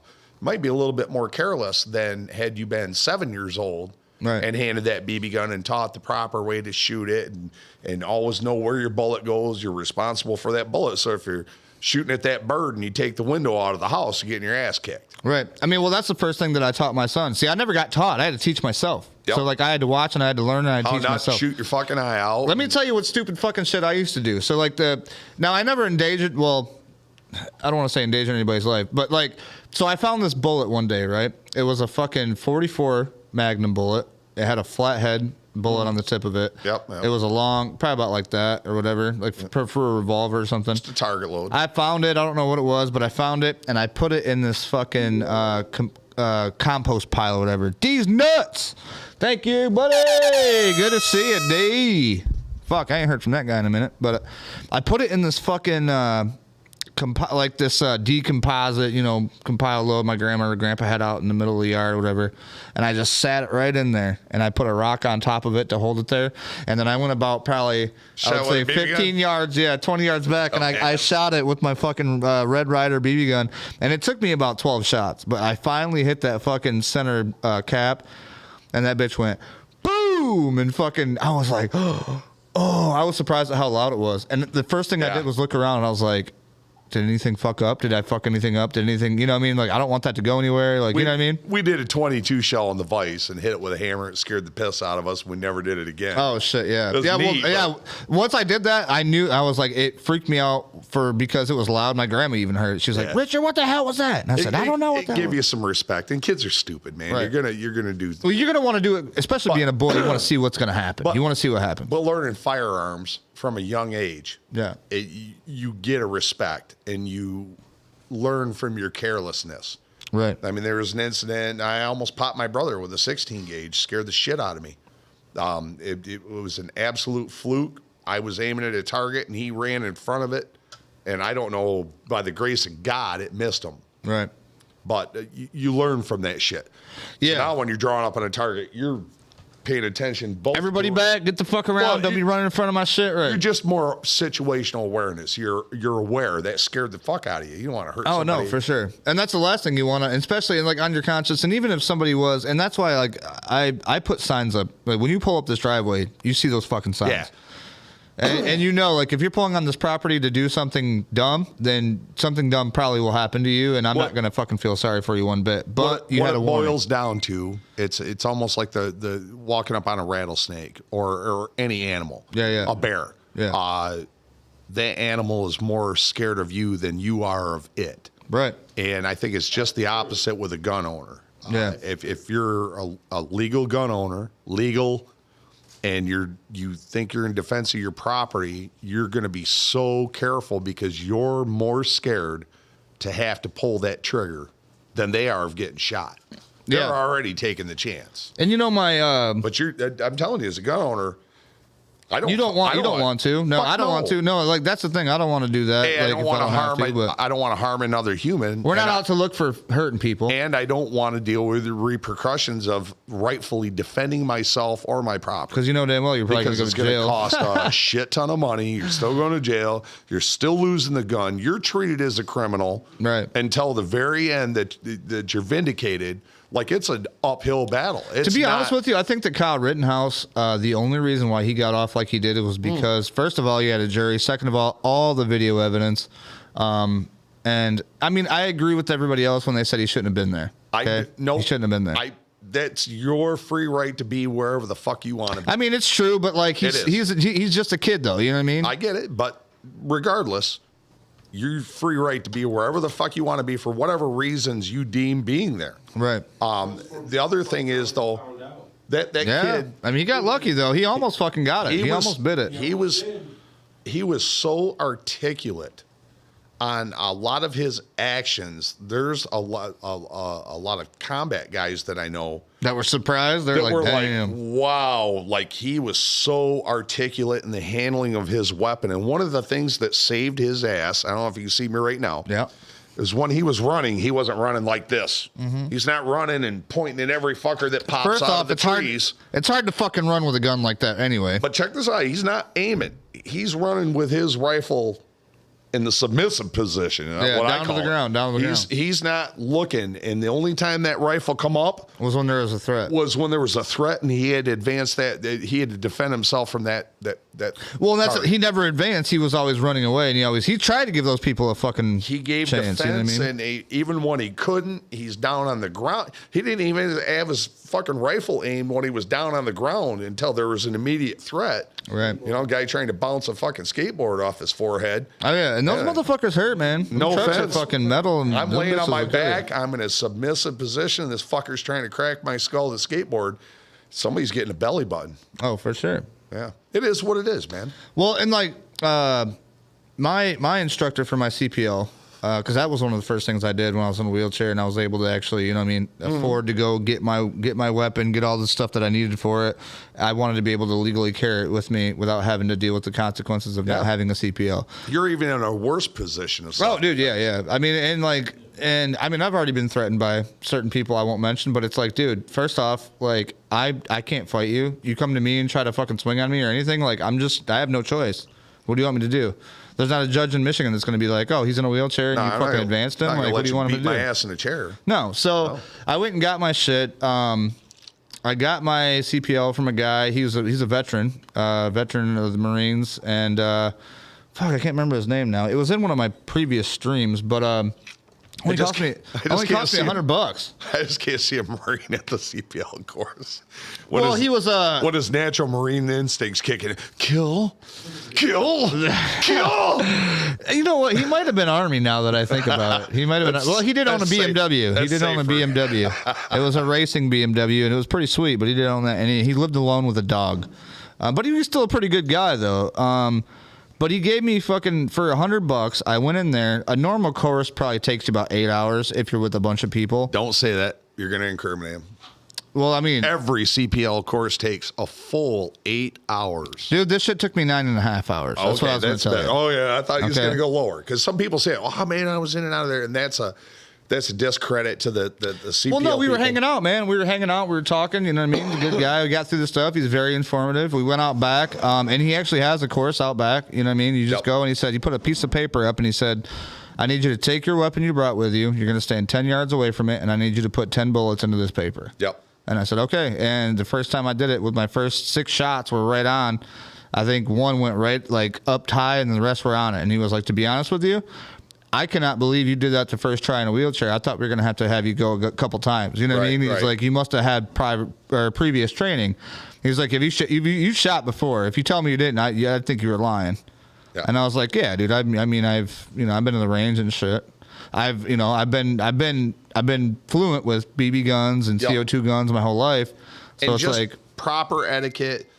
I kind of dug our CPL course because they were when to load, when to unload, clear your chamber, lock your slide back, present your weapon, and keep it open until your magazine's in, and then they'll tell you when you can load around. Right. We did the shoot slow, then we did the shoot fast. I actually had to dump a magazine.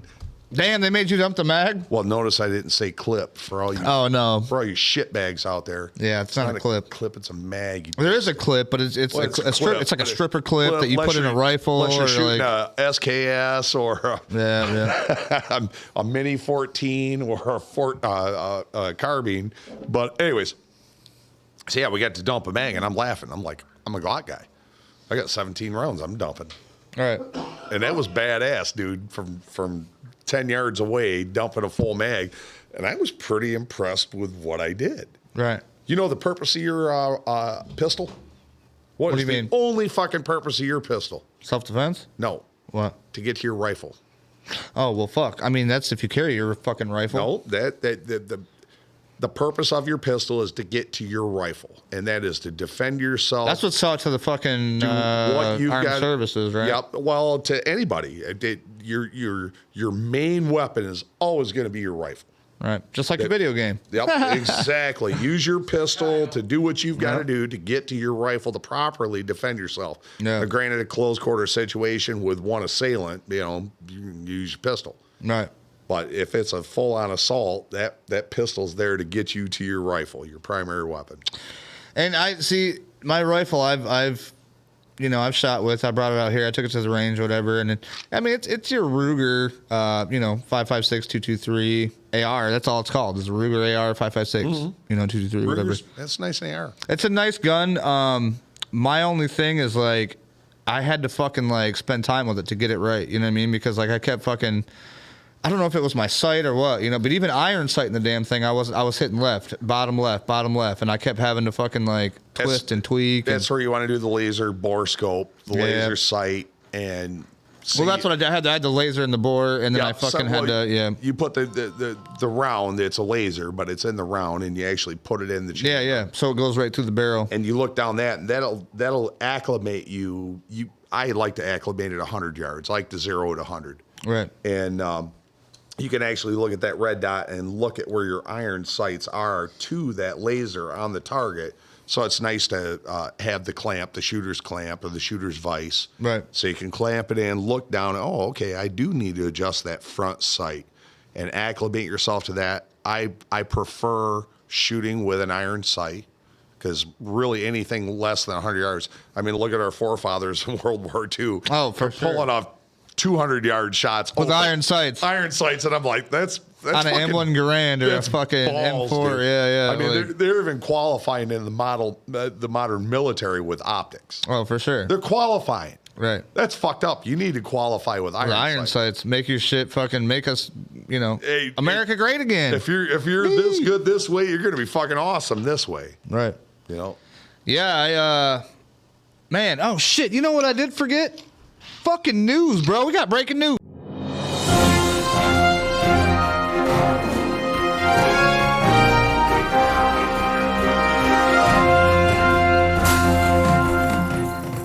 Wheelchair wreck. So, in local news, you guys might have heard about the doctor that dropped his dogs off at 8 in the morning for some reason, said he couldn't do it, had to go to work, whatever. It was kind of strange for him to do it. And then obviously never came to work, never showed up, never got his dogs. Was missing.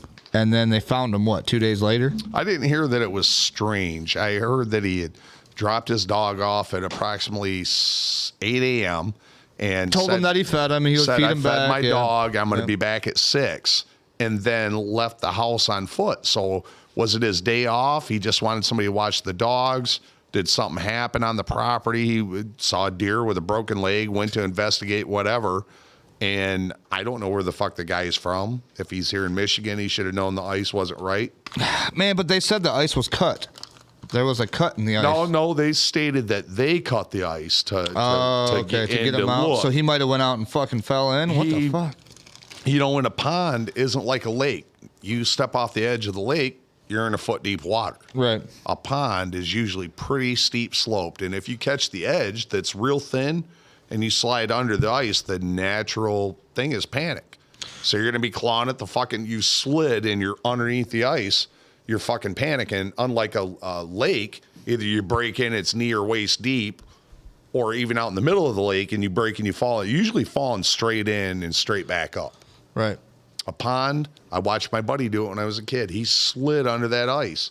We stuck a hockey stick under there to save his ass. Damn. Yep. So what do you think happened? You think he I think he was going to walk out on the ice or stepped out or... It was like kind of close to it or something? Who fucking knows? But he was on it. And when he stepped on it, I'm confident that he slid underneath it, unless it was some dirty shit. Maybe it was, I'm just speculating. I mean, like, why would somebody have something against him, though? I think there should be an investigation to see maybe did he have any bad blood? Did he have some patients that weren't really agreeing with what he said? Was there kind of an outburst? Does anybody know about anything? Or are they just going to... Who knows? Hush it, you know what I mean? And you know how it is. Everything's recorded nowadays. Oh, yeah. There's evidence out there somewhere yeah, what might have happened. They'll figure it out. Will we ever see it? Who fucking knows? I honestly think it was a simple thing. I think it was a miscalculation for whatever reason. He might have said, hey, you know, I've got family coming this weekend. I'm going to check the ice out. Oh, see if you could ice fish or something? Or, you know, ice just take him out or do whatever. Not being, like I said, I don't know the guy's background. If you tell me he's from southern Mexico, yeah, he doesn't have a fucking clue about how pond ice works. Right, what is he doing? You know, not to laugh at the guy. I mean, it's fucking tragic. It is. Yeah. But no, that's pretty much the big local news, man. Everybody has been talking about. I've seen it, dude, on not even local news, but like on Nation News, on ABC News, covered it. Yep. And it's like it's a pretty big story, but it's almost like, why? Does people want it to be more? Do people want to fucking search more into it? I think people like drama. I think boring people like drama. Don't think people. I think they fucking love it. Guaranteed they love drama. Yeah. Anything to pull their mind off of the world and it's fucking stupid, dude. Yep. They're like, what? I want to see this guy. What's going on? Somebody had to do something wrong. Yeah.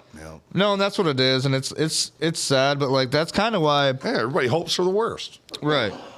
That's kind of why I want to do something like this, just to kind of give people, you know, something else to watch, I guess. Hell, I don't know. What do you guys think? What's everybody saying in the comments section? Let's look here. Mike said 8 hours of class time and range time. These nuts. Jody said, whoa. We don't know the whole story yet. Oh, Jody didn't know that whole story yet? He said he did work. She works at the hospital, actually. She said he did work the same day he went missing. That's pretty much what I said. Well, no, I thought he took the day off. I thought he was like, didn't show to work December or whatever. 22nd.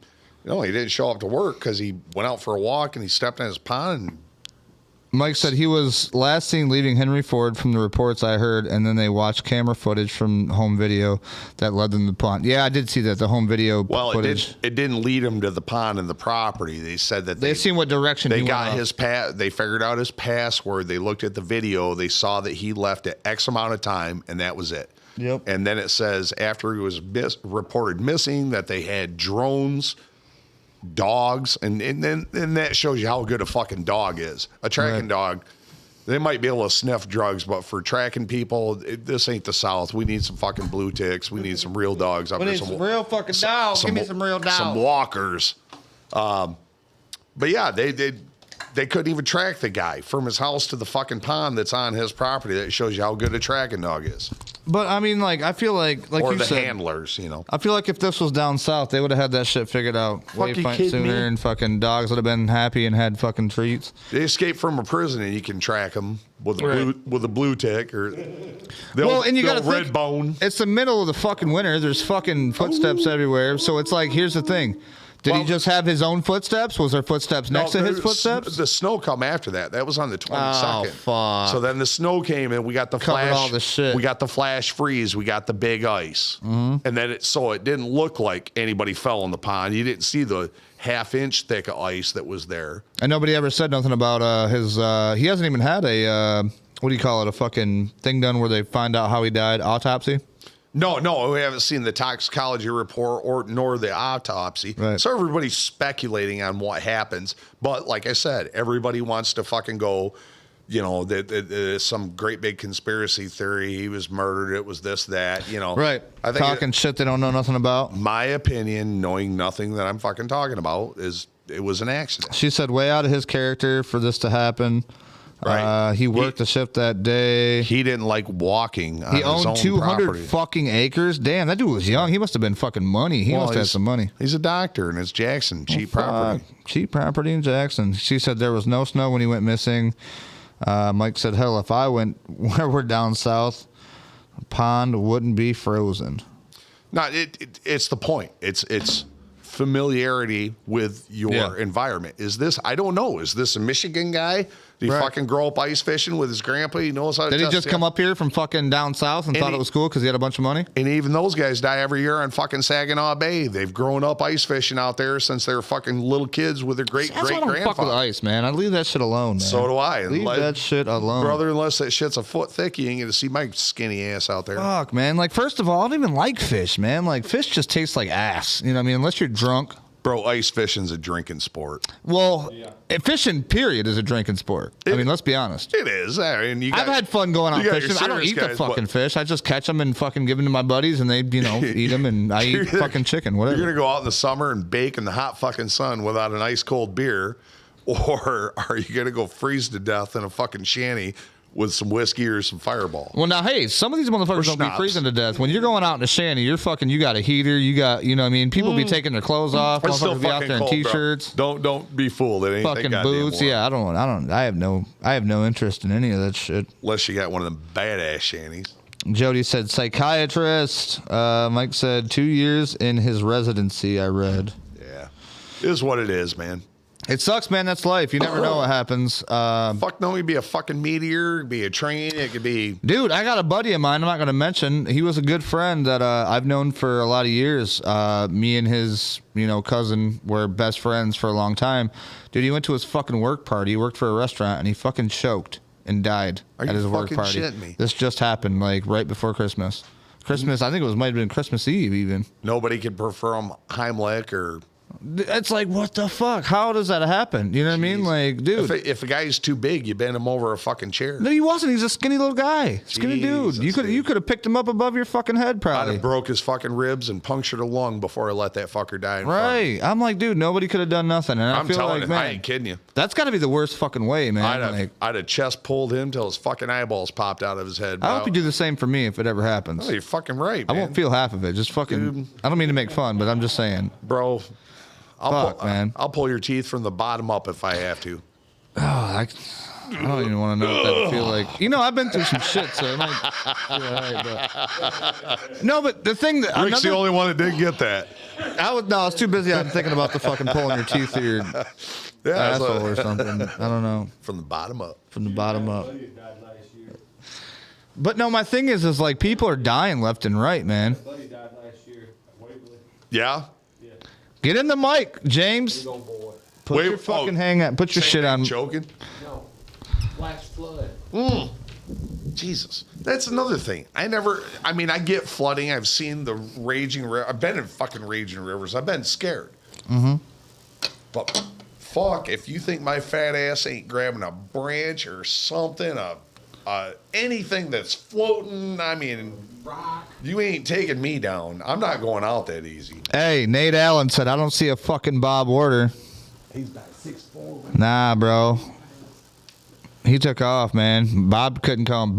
He actually hit me up. Bob was going to come. His youngins were sick. He couldn't leave them by themselves. Bob was imitated. He asked me to trim my beard. I said I refuse. And he was like, man, I don't know if I can sit back to that side by side with it. Big. He just couldn't do it, man. He couldn't pull it off. He's intimidated. Mm-hmm. I get it.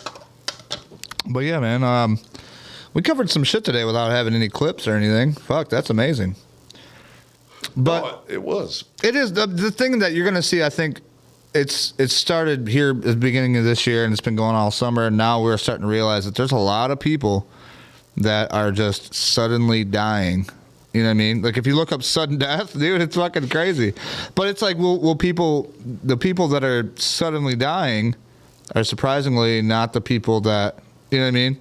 I want to see the statistics of the suddenly dying. I really want to see the statistics. One is A lot of heart issues. How many got the shot? That's Right. what I want to know. I mean, that's pretty much what I think where it's going to come from. I don't want to bullshit, but I know I'm never going to get that. We're only going to get bullshit. Right. But I want to see the statistics of the people that are just. And you know what? We talked about this. The flux of news. The stream that it used to come at you. Yeah. Slow and easy. We're so fucking bored. Bro, why is it so cold in here? Hold on, we got to turn this motherfucker up or something. This thermostat's fucking touchy, bro. Is it? It is.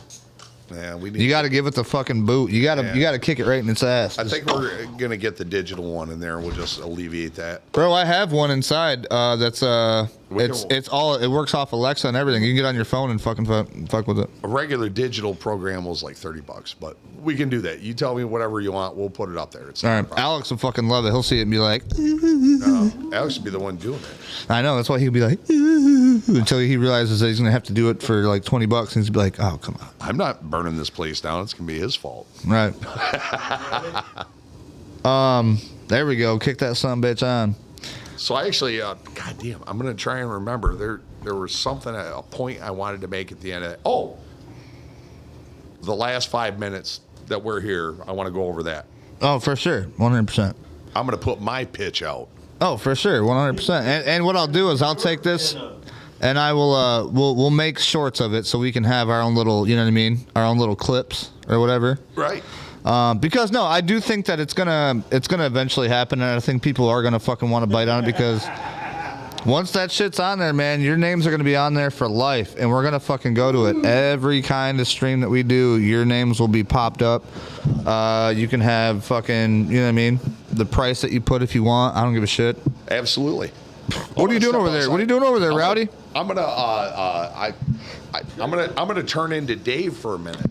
Oh, Rowdy's turning into Dave. Skeeter Dave. What's up, Dave? Not much. How you been, buddy? Mopar.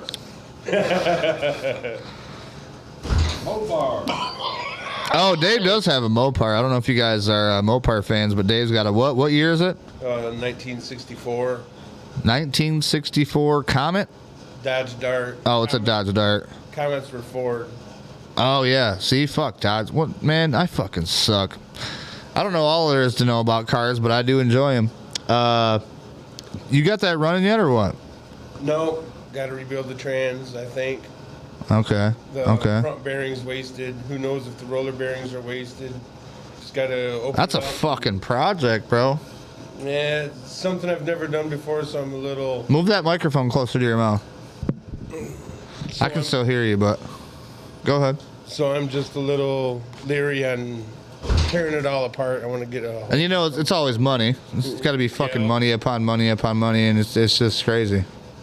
Sometimes you watch those YouTube videos where these motherfuckers got teams of people that just fucking do it, and it's done in a day, and you're like, wow, that was easy. You know what I mean? What I was talking about was the way... Yep, take it apart, put it back together the same way it came apart. All right. Yeah. Rebuild kit, and it's not very expensive, but who knows if I need other parts, that's where it costs. Yeah, it's a, you know, it's one thing my granddad, when he had that 69 Galaxy 500 convertible, you've seen that car, haven't you? It's actually over here somewhere. It's the red Ford Galaxy 500, had a 390 in it. It was cherry red with a white top. I got a tattoo on my arm of it because I loved it so much, but the fucking fucked up part about it is this motherfucker sold it for $5,000 right out from. I was 17 years old and I watched it drive away and I was so pissed. I knew you couldn't swim. Sometimes. But he told me, he said, Richard, you don't want that car because it's a money pit and you're gonna fucking. It's cost too much money. You don't have the money. He probably saved me actually, to be honest with you. Before he died, you know.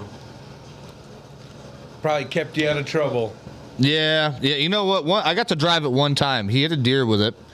He took it over to USA Car Care, had the front end all redone and fucking brand new hood put on. Well, I think they ordered a hood and put on it. And then I got to drive it from USA Car Care all the way back to Woodbine Street. And we went through the hood and everything. And I remember I fucking went to go hit the gas to spin the tires. I'm like, I'm going to spin the tires in this bitch. Just hit the gas and roast them. That motherfucker did not roast anything. I hit the gas and that bitch was like, boom. I'm like, oh, fuck. Like, I had to let off it. It scared me. I was like, damn, that shit was quick. It was fun. But it's a big-ass car, though, so it took a little bit to get up to speed. But it's, man, originally, when you hit that fucking gas and you think it's going to go and that fucker just goes, it's crazy. I had to kick ugly Rowdy out of my chair. Damn it, ugly Rowdy. You're going to have to bring that Mopar around, Dave, once you get it done. Hell yeah, sideways, of course. Fuck yeah. I sold Dave that Mopar. Did you really? Yeah, I did. Holy shit. Traded that 70 Dude, swinger. you know how many fucking... You actually have some classics in that I've seen in your Oh, yeah. possession. Always got a Mopar. Something hiding. Cuda or Belvedere or something awesome. Yeah. I literally, out of all the Mopar guys that I know in Jackson, I've owned more Mopars than they have. See, I've never been a big Mopar guy. I just like cars. I like classic cars, but I only like, I don't say I only like. I like most of them. I'm just not a big foreign guy. Chargers, You know what I mean? Cudas, Challengers, Valiants. Yeah, I'm not a fan of the Jaguars or the fucking Mercedes or the fucking Volkswagens or none of that shit. Well, Unless it's World War II shit, then I'm in. You know what I mean? You were an uppity if you had a foreign car, British car or whatever. Jap cars really didn't come into the frickin' scene until after the 90s. Right. And then you had the whole tuner car scene and all that. But the muscle car scene, even with the Chevelles and the Torinos and all, you've got your fast Ford shit, you got your fast Chevy shit, but there's so much fast Mopar shit. What's the fastest car you've ever owned? The fastest is in speed or quarter mile. I would say fucking speed. Okay. Period. Oh, look at he got the 69 shit on. That's a good story. Nice, Dave. Two cars. I had a 67 Belvedere 440 line lock automatic. Had 323 gears in it. We were running at our little drag strip in Jackson, Micro Drive. Everybody meet there Friday, Saturday night, rip little quarter mile run. Actually, it was more like an 1/8 mile run. And me and Brad Ankney went down there a couple times, and we raced some decent guys, got our ass kicked. We went to his dad's house. His dad had a 446 pack 70 Cuda that wasn't finished, Oh, damn. but it had 513 gears. What does that mean? Hold on. Explain to the people that are like me that don't understand what the fucking 513 gear is. The higher the gear, the faster you go. It limits your top speed, but you could be like there in a bolt of lightning. Just all. Oh, so acceleration. Just bam, bam, bam, dude, bam, bam, put bam. you in this Gone. seat acceleration. Right. Like, holy shit.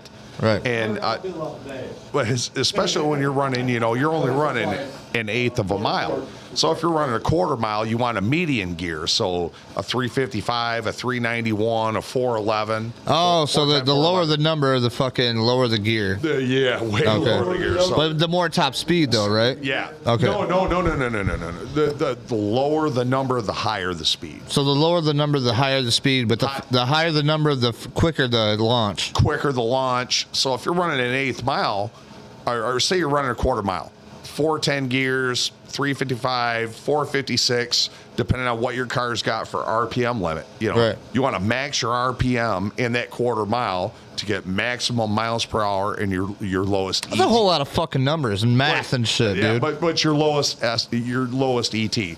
Right. 450, 1970 Chevelle, 454, factory, 1290s. Maybe breaking 13 seconds. That's coming straight out the factory. That's fucking fast. Yeah. If you ain't done I heard they were fucking quick back then. If you ain't done 13, it's fucking fast. Yeah. Trust me. And a quarter mile? In a quarter mile, 13's fast. Yeah. It's no bullshit. It'll make your girlfriend pucker. Ooh. It little will. pucker. And it'll make your grown man pucker.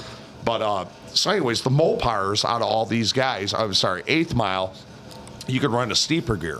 So 513, for instance, that we pulled out of the Scuda. So Right. an 8 3/4 Chrysler rear end, it has a third member similar to a Ford 9-inch.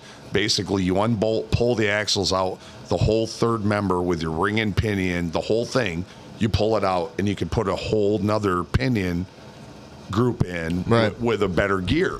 Takes half hour, 45 minutes. And that's what they call a rear end. in the rear axle. Rear axle, yeah. So yeah. we did that. We put the 513s in. We went back and run my court, and dude, swore to God we had nitrous. We're in a shitty old beat up 67 Belvedere white, crappy ass white paint job, 2 bucket seats, no back seat, and they swore we had nitrous, and it was all because of that 513 gear. We actually beat some of the faster guys in town. They were pissed. See, and I heard there used to be fucking drags back in Jackson back in the day, but now there's nowhere local you can go to race, but unless you go to Onondaga, which I know that our boy Joey. Onondaga's awesome. I have a trophy from 19. Shit. It's been there for a long time, right? It's one of the originals. I think it was 73 or 74. I have an Onondaga trophy from my dad's 68 Roadrunner, 383 4-speed. That's in your garage, isn't it? No, that's the 57. That's my dad. But the trophy's in the garage. But Oh, yeah, okay. 57. Because you showed me a couple cars, but I can't remember what they were. One was like a 57, I think. 57 Chevy Yeah. Bel Air in a garage since 1973. Yeah. My dad's Yep. mom passed. He never touched the car again. A little dusty, but still fucking nice. I've had the fucker 25 years in my garage. I remember you took me back there and fucking took your finger and was like, look at this, and fucking like wiped off some dust, and then he was like, look at that paint, and I was like, holy fuck. Green paint. They would just fucking, but it was glistening, like right off the factory, like it was fine. You know what I mean? All you gotta do is spit shine that car up and be fine. I got a stripper story down the road. Oh, fuck. Here we go. Oh, it was great. Here we go. Yeah. So yeah, back to drag racing. Mopars. Yep. There's just so many of them that were badass. Chrysler from the factory wanted to fucking dominate. Chevy and Ford slightly competed, but nothing like Mopar did. Mopar stuck the biggest engines, the highest horsepower. Yeah. Well, I mean, they had to, right? They had to back in the day. They didn't have If they wanted to fucking make a statement, they did. They wanted to, and they always did. Yeah. The ugly ones. Bro, what was the smallest? Okay, a Chevy, a 1966 Chevy. Get up there, Dave. That's a little teeny car, correct, Dave? What's that? Listen, fuckhead. 66 Chevy 2 Nova. Yep, that's a small one. What's the biggest engine they stuck in it? Wasn't it just a 6-cylinder small block? Yeah. 1966 Dodge Dart. What's the biggest engine they stuck into it? A Dodge Dart GTS 66. That was the 383. second year was the 383. 273. 383 wasn't put in an A body until 68. 67. Okay, so 67. whatever. I'm year Nice. off. I'm year Dave, off. move that mic a little bit closer to you. A little closer. There you go. There you go. Anyways, the point is, Don't want it to fall off again. No, you're fine. You're good. Mopar would shoehorn the biggest engines, the 413, the 426 wedge, the 426 Hemi, Right. the 440, the 383, the 273, the 360 has a truck motor, but 340. You know, Dude, the 390 is what that fucking Ford had in it. That's a Ford. And that 390 was fucking pretty decent. yeah, you know what I that's mean? that's an FE motor. But that was a big ass, heavy ass fucking car. No, a 390 was fucking nasty. Yeah. You put the 390 in the right car, like a Galaxy. Dude, he used to with hit. a He used to love 390. hitting that fucking highway and just stomping that bitch and letting it go. Bro, a 390 4-barrel or a 390 dual quad with a 4-speed and a Galaxy was Yeah. fucking badass. Yeah. Especially a fucking convertible. But nobody I couldn't think I could fit fucking in the word convertible, but I did it. Nobody stuck their dick in the wind like Mopar. No, for sure. Mopar said- Okay, I'll give it to him. They said, fuck it, we're going to put a Hemi in a Dart. Actually, Mopar didn't put Hemi in a Dart. No. That was Hearst Corporation. not Hearst, but the other guy, Landy. Landy, he did the specialized super stock darts for specified racing. He went through everything. with What was the ride big control. Chrysler dealership in Detroit? That was Grand Spalding Dodge. They were the first ones to put a big block in the 67 A body. Yeah. But see, like I said, Mopar, and if they needed to find a way around it, so they couldn't sell that car with that engine in it from the factory, right? They would sell you that car without an engine to the dealership, and the dealership could install the engine. They lost all liability on it. Yep, no more warranty. Damn. Well, no warranty and no liability. Right. You know, race car's a fucking race car. We can talk. So hold on, let's talk about that, but let's talk about nowadays, though. Check this out. So the Mopar of today, I got a friend, okay?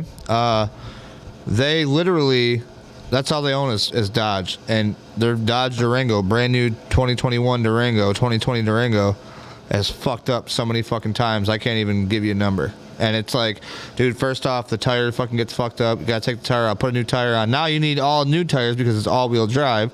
And they won't let you replace just one, so you got to replace all of them. And it's like... There's fun with everything. Historically, Chrysler, and Dave will even agree, has had the worst fucking wiring harnesses. Dude, it's so many fucking wires. They took Ohm's Law, fucked it in the ass, stuffed it in a goose, and stuffed it in a goose, and shoved it in a car. Did they not, Dave? Yeah, it all starts right around the amp meter gauge and the wiring going to the alternator. Dave, just in general function of electronic ignition, the simplicity of the GM HEI versus Chrysler's with 3,000 feet of fucking wiring. It's just Chrysler always tried to have their own specific way to do shit, and it was 9 times out of 10 the worst way to do shit. Still falls in line today. Right. They've got badass shit. They've got the fastest. Now, I'm going to say this. My Chrysler van out there, that's a Chrysler Pacifica, but it's a sport. You got the 3.6 or the 3.7 in it. It's a 3.7. Well, no, it's a 3. It's a 3.6, but it's a sports edition. It's a 3.6 or a 3.7. It's a minivan motor. It's the same one that's in my 2021 Well, okay, so here's the thing. They sell the Pacifica so it's a Pacifica, but mine's like, gutted out so where I can has a ramp that comes out of the floor. I get into it, whatever. I think it's a 3.6, but it's the sports edition, which I don't know. It's got 289 horsepower. I say 300 horsepower. That motherfucker is a beast, dude. I've raced trucks. I've raced Civics. I've raced people in that fucking van. Melody hates it, but I fucking do it anyway. And I win, dude. I fucking beat them. They cannot catch me. Maybe in a quarter mile they get me on the top end, but right off the rip in a eighth mile, I'm fucking them up. All the modern technology, the V6s, the 4 cylinders, everything's high end. They're producing, unfortunately, what we did in the 70s, where a 440 was 375 horse with a 4-barrel out of the factory. We're getting 420 horse out of a factory V6. Right. The technology has changed. Mr. Stoddard, I took a ride in his, is it a Hellcat? I know he's got a Challenger. I don't know if it's a Hellcat or not. And no, it's Scat Pack or something. Scat Pack. I think it's Scat Pack. Scat Pack. Yep. Still. He loves that fucking backhand, though, don't he? Dude, they are decent looking cars. I fucking hung on to my ass. Oh, when he got into it? And I've got that 67 Belvedere with a built 440 in it, mild cam, nice 850 double pump race car. Still kind of puts you on your toes, huh? My timing's way advanced, so I'm getting the most out of it at the lower end. And that car's fun. And I got in his, and it physically fucking scared me. The amount of horsepower these modern engines are coming straight out the fucking factory with. His is the 392 Hemi, so I think that's a Scat Pack. Yeah. Well, I remember him saying some shit about it. Rear axle ratio in his Challenger compared to what you have in your. But no, it doesn't matter. It doesn't matter because it's an 8-speed transmission versus my 3-speed 727. It's asinine, man. It's not even apples to apples anymore, dude. The newer horsepower is amazing. Well, and that's what they want. If you're gonna pay that, they got to make the money. If you're gonna pay the money for a fucking sports car, or I want to quote sports car, I should say muscle car, you're gonna want it. Well, they never produced even the 426 Hemi 4-speed darts, all this shit. They weren't breaking 10 seconds, Dave. They were running 1090s, but they weren't breaking 10 seconds. That new fucking Hellcat is brake intensive. They're running like 960s in a quarter mile. And HRA didn't like it because they built it so fast it was raising the front tires off the ground. No. They banned it. They did. They fully banned it. Like literally. And the Teslas with the electronic technology. They're banning the Teslas from the quarter mile because why? They're pulling too fast a time. You got to have a racing license and you have to have a full cage. Well, you should have, yeah. I mean, first of all, there should be. But that's how fast these new cars are. But I mean, if you're gonna race a Tesla, like, okay, I understand the ambiance of trying to race an electric vehicle versus a gas-powered vehicle. I wouldn't do it. But I think here's the thing. No, it's stupid to do it. I think here's the thing. They should be in their own fucking leagues. You know what I mean? They are, no, but it's a quarter mile challenge. And I respect the fact electric vehicles can run that. But they also can't drive from here to California on 4 tanks of gas. No, because you got to stop 15,000 times just to get a fucking charge. And it's going to take you an hour each time. As soon as you impress me with a cross-country gas versus electric road race, the fastest times, it's never going to happen. Speaking of Stoddard, hold on. You and him are doing these fucking like Michigan 400 gumballs and all this shit, man. Like, I want to get in some of that shit. You know what I mean? So how do I do that? What we do? You got a good camera? You got a good recording device? I mean, bro, come on. Are you in the wheelhouse right now? Do you see me hitting buttons? I'm just saying. No, portable. Oh, dude, yeah, for sure. So if you got some recording devices portable, there's a cat out of Detroit. Stoddard, I apologize, man. Put a comment in the links with a link to that guy. Yeah, link that dude, Stoddard. He recorded the whole fucking thing. I raced 2 cars. What was this for? The gumball? They call it the shitbox something. I call it the shitbox 5000. I don't know. It sounds cooler to me. Okay, yeah. So I call it the shitbox 5000. It's not what it was. It was the November to Remember. So this dude out of Detroit come down and recorded the whole freaking thing. And it was amazing. I had 2 cars. I bought the cars. They're from a scrapper. So wait, hold on. You bought the cars there, or before you got going, you bought them, or you just had them, or what? You had to call your position. You had to call that you had the money, right? And that $100 that you put down buys you the option of picking your car, but they do it by auction.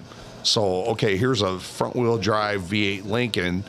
Start the auction out, $50, $50, got $50, blah, blah, blah. And I'm spending I outbid everybody, and I paid an extra $200 on top of the $100 for the car? To get that car. Oh, that's kind of dope though. Like if they do it that way. If you ain't got time to build your shit and drive, you might as well just grab one, right? Yeah, but you could build your own shit and do that. But I run a business. I don't have. You ain't got no time for that shit, right? So I bought a car on the spot, did what I wanted to do. I like how they do that though. That's dope. Spray painted it, and then I said, "Fuck it. You know what? I'm gonna buy a second car." I don't do a lot with what I got. I don't have a lot of hobbies, and I said, "Fuck it. I've got $600. I'm going to spend on myself." So I bought another position, and I bid on another car. So there's like 20 fucking cars to bid on. So you can get whatever the fuck you want, or don't bid and get a car for the $100. I mean, can I say this though? Are these cars that you would fucking like get and give to your fucking daughter, or these just are? Did you hear that part? Or you don't bid and get don't bid and you just get whatever's left. Oh, I don't know if I'd want to do that. Why? There's still everything is a running, driving, stopping car. I mean, depending for $100, you might as well just wait. Depending on your driving skills and what you want to do. Just set them on the mic, Dave. You're good. Just set them on the microphone. Or just in general, you have the option to win. The fast cars could take themselves out on the first lap. Oh, for sure. And you're in the shit car for $100 you didn't pay any extra for, cruising by the first fucking So you place. guys are going like, this is a track. Like I seen it's like a dirt track, right? Well, it's a dirt track, but it's a road course. Okay, so you got to hit the fucking cones and go around. And You technically have to stay in unless out of all resistance, you're going to hold your position. So if it gets to come to a wreck in a corner, can you bypass that? Technically, yes. The way I look at it is you can bypass it as long as you don't advance a position. Right. You don't take advantage of that wreck to gain 4 spots. So if you go around that corner and you maintain your position, but you pass on the next 2, you're good to go. Yeah. You just can't force nobody off or do no. You can't advance your position by avoiding a clusterfuck in a corner. Oh, okay. And You can't cut the course, pretty much. Well, you can't. You shouldn't. Well, I mean, you should, obviously any good person that's a good racer, that's a good fucking sportsman, would not do that. You know what I mean? You want to outmaneuver, outthink, outdrive your opponent with the piece of shit that you got. Right. And I believe, honestly, that I did that. And even in the videos, because they did all the races. All the heat races, everything. So I've got 2 cars. There's 6 heat races. I won both of my heat races first place.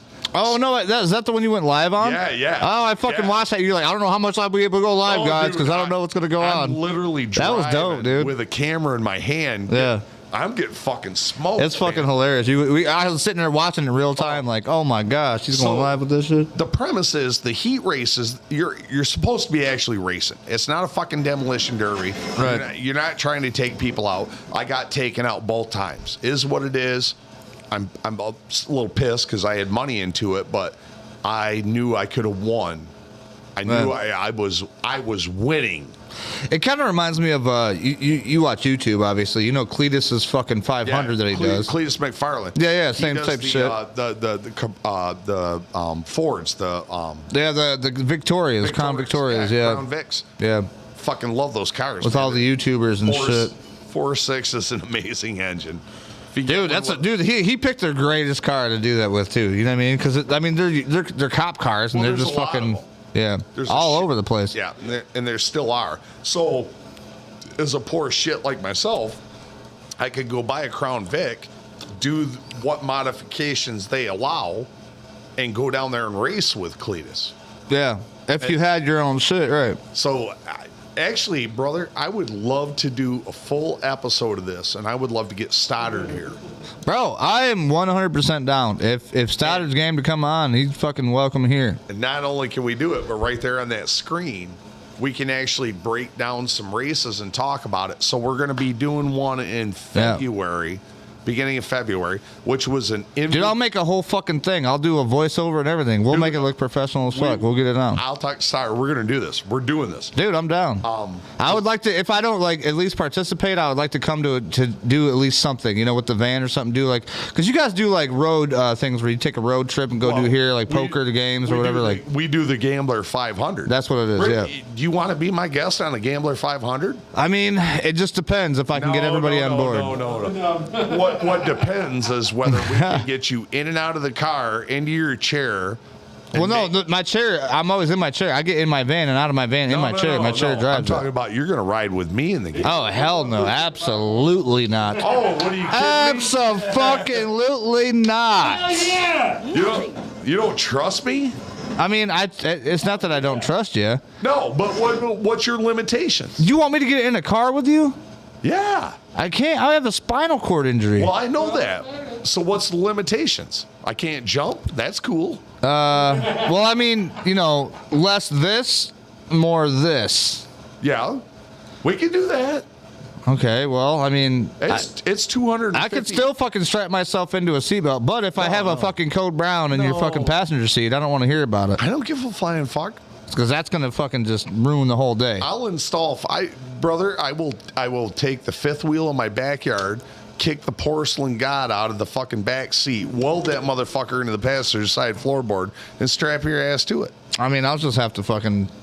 deal with it, I guess. No, there's ways around it, man. Hold on. My buddy Sherm said he also wants to say that he supports gay pride, and I want to give him this. Gay! There you go, Sherm. That's for you, buddy. You support. You do what you do. Where did that come in? Right there. He says, plus gay pride. And then Ben Insider said, tell him, Sherm. And then Sherm said, let's do it. Sherm wants to get on your fucking car roof and just drive the whole way. He just put him up top. Oh, all right. How much money does he get if he gets all the way up top for 500 miles? Actually, it's not 500 miles. How many miles do you guys drive in the 500? Well, seeing as he's gay, probably a bunch of bananas and... He'll be good, man. We'll take care of you. You'll be all right. Put you in the trunk, fucking... Got a whole TV back there for you. I'm going to cut a hole in the roof. He's just got to yell gay the whole time. Dude, that would be hilarious. Just gay, fucking gay. 70 miles an hour down the highway. Gay. Dude, put the flag and everything. Just hanging off his fucking shoulders. That's great. I love that idea. He's got to hold it. Right on the roof. And if you do it the whole time, you get $10,000 from Mr. Beast. Maybe $50 or something. Yeah, well, I mean, Oh, I thought you meant us. $50. no, this guy's gonna pay him. I know this other guy's got a lot of money. He's a YouTuber. I'm sure he would support him for sure.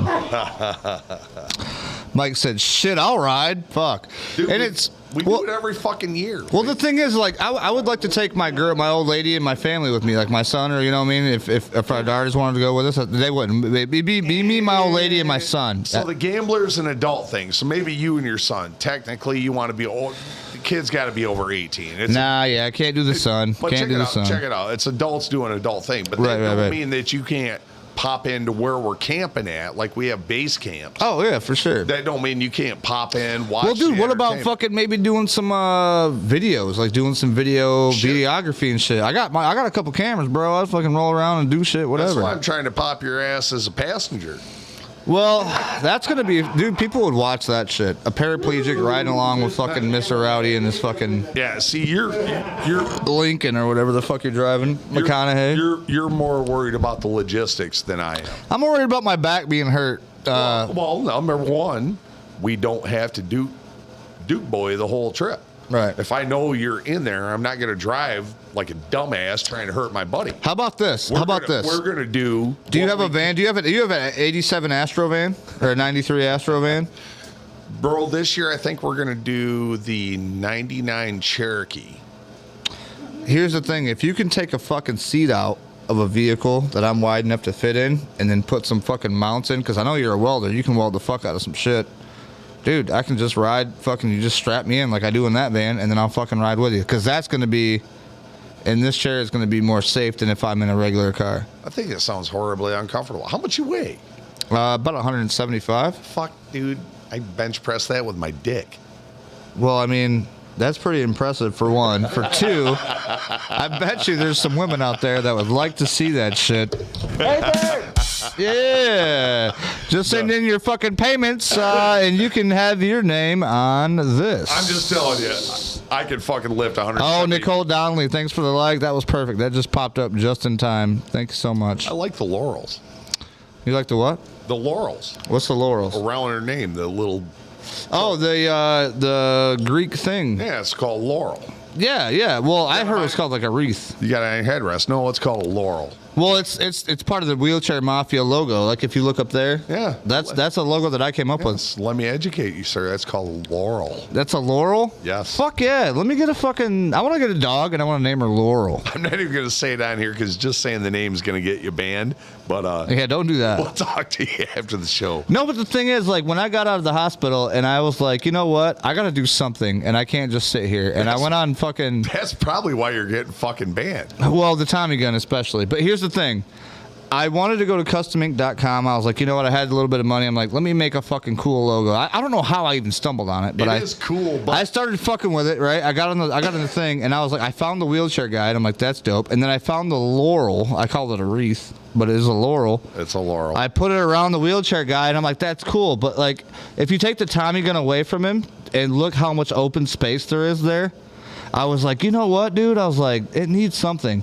And then I'm like, oh, I know what it needs. And I heard about Wheelchair Mafia, so I looked for a Tommy gun, and I found the right one, and I fucking put it on there. The guy put it on there for me. Well, actually, they just took it. And then after that, no, after the first one was built, which was my old sweater you guys see me always wear, I actually made my own. And that one that I'm looking at right now is the one that it's this one right here. There is literally 86 fucking leaves on that laurel, and I was born in 1986. I didn't know this until a few weeks ago when I actually counted the fucking leaves, and I was like, get the fuck out of here. There's 86 on there? That's nuts. Guess how old Jesus was when he died? 33. Guess how old I was when I got paralyzed? 66. 33. Boom. So there's certain things that I'm just like, man, this might be what I'm supposed to do. Like, I feel like this is right. I feel right, you know what I mean, doing this. And I feel like I'm doing something positive, hopefully. So, It should work out pretty good. I mean, I have a very good. Don't say the name. I have a very good idea. All right. Ooh, that is. Yeah, that looks similar. Well, I'm telling you, that's why you're getting banned. Really? You think so? 100%. Wow. When this shit shuts off, I'll tell you a little more. You know, it's funny because like if you look at my wheelchair, my regular, because you know I got sick of Facebook, so my regular fucking picture is me shooting my rifle. And it's like I got it right at the right moment where the gas comes out. You know what I mean? So it's got the fucking smoke effect to it. Mm-hmm. And I know they don't like it. I have this thing where like I'll get drunk and I'll drink and I'll get on Facebook and I'll look at like because it gives me like friends that you might know. Yep. And it'll be all wheelchair people. So I'll just be like friend, all of them. You know what I mean?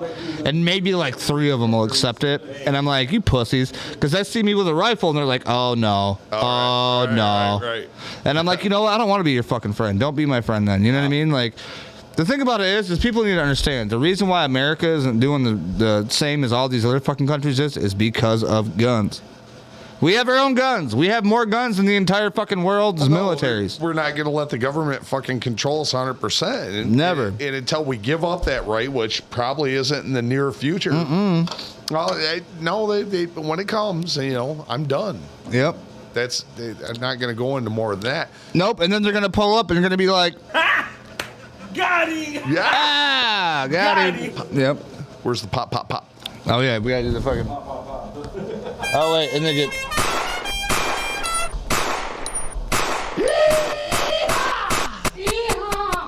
I wish I had one that I could actually hit like a machine gun because that bitch would be going off. Right. Now, there is a machine gun fucking shoot. Have you been to that? Have you seen that? Oh, yeah. They actually... Steve Jessup made a video on that, man. I want to go to that shit. That's fucking dope. What? Yeah, they shut that down. No fucking way. It was Pine Knob or Pine Creek or something? No, it was down in Tennessee or Kentucky. It was in a valley. It was a badass spot, and I don't know if it was insurance regulation, whatever. They shut it down. Probably too many people had videos of it and fucking... You can still go out to Vegas, and you can rent machine guns in Vegas. I heard you can go out to Vegas and get helicopters and room suites and just fire M60s out of fucking hotel windows. We can actually go down to a couple of different places and shoot rifles from helicopters hunting pigs. I have seen that in Texas. Dude, oh my God, I want to do that. That seems pretty fun, although I will say this. The helicopter, nah, I'm good. Oh, no. Put me on a platform. Build a platform. Put me on a platform. I'll just sit and wait for the pigs, bait them in, and I'll just pow. You need to go watch Full Metal Jacket again. Oh, fuck. Here we go. Look at the door gunner. What if you do if they're standing still? Or what do they do if they run? How the hell? What was the fucking quote? Todd Donnelly, thanks for that like, buddy. Oh, he's like, damn it. He goes, what do you do if they're standing? You just don't lead them so much. He says, what do you do if they're running? Those are VC. He says, what if they're standing still? They're well-trained VC. Oh, fuck. So if they're standing still, they're well-trained? He says, what about the women and children? You just don't lead them so much. Oh, fuck. That's fucked up. But Have you heard of the War is hell. Dragon Man? No. The Dragon Man. Yeah, he's got a great big history museum. Oh, no. Yeah. He's got like a bunch of tanks and a bunch of fucking like old World War I, World War II military shit. Dude, look him up on YouTube, The Dragon Man. That motherfucker's dope. He does Harley Davidson work. He does... yeah, he's badass. That's not training. the dude that... the old guy that has the largest military museum on the planet. I think it is. Yeah, that old, rich, eccentric motherfucker. He's got every full automatic... Oh my God, dude. I'm sorry, this freedom boner's getting a little uncomfortable. Freedom boner's getting on there, boy. Getting a little uncomfortable talking about that. No, here's the thing, though. Michigan has this thing called the Michigan Militia, right? No. But it doesn't exist no more. Well, it exists, but it doesn't exist. When you say the Michigan Militia, you think of one big organization. It's not. It's. I think it's a bunch of neighbors connected, though. You know what I mean? No, it's actually a bunch of. And that's the problem with any big group. Nobody can fucking agree. Right. and that's the way it's always going to be really difficult to organize anybody. Well, and that's the thing about being a guy that's leading a group, because you got to be the guy or the couple guys or a couple main people that fucking say yay or nay on different shit. You have to be the elected guy. Yeah, well, everybody elects, exactly. By They're the like, majority right. that best guides or deems the group. Right. But unfortunately, when they say Michigan militia, they make it sound like this big, giant, huge fucking thing, and it's not. It's a bunch of little splinter groups, and they're broke up into the Wolverines. They're broke up into this. There's like 12. The Wolverines, like that one movie. You remember that one movie with the Chinese fucking? Isn't that? It's the Chinese that invade us or whatever? And the Wolverines. Red Dawn. Red Dawn. That's what it is. Yeah. Yeah, but still, I always laugh. They said that the Wolverines like. So the Wolverine was technically what they considered themselves a state's militia, but over the last 20 years, they've broken up into these splinter groups. They have their own little names. Supposedly, they're in communication. Then we had the McVeigh thing, the connection with the bombing of the the federal building in Texas. Yep. And all these little things, which who knows if that's PSYOPs, CIA, that just brought it down. But part of the Second Amendment was a well-regulated militia. Right. Well, eventually the militia turned into the National Guard, was the state's militia. And it was under orders by the governor. The governor controlled the state's militia. Right. And in the 90s, that changed. From the 90s, it went from the Michigan National Guard, the Michigan's state militia, to the National Guard, where it was controlled by the Army. This is all fucking confusing, to be honest with you. It's really not. It happened right underneath everybody's nose.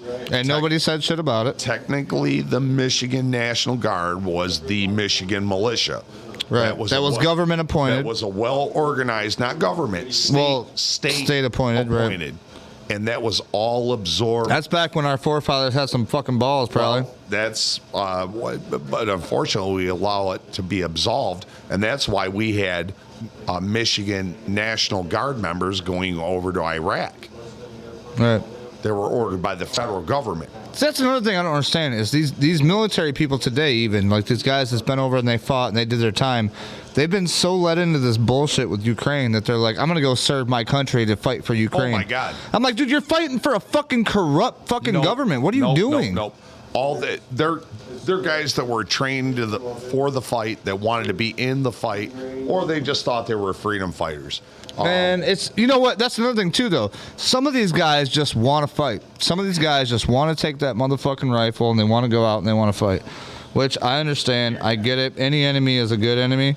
But the thing is like, dude, how would you allow yourself to get like that? I could never do that. Fuck that shit. Pick and choose your battles, and that's crazy, man. You ought to see some of the interviews or some of these dumb fucks that ran over there to fucking do that, and got fucked.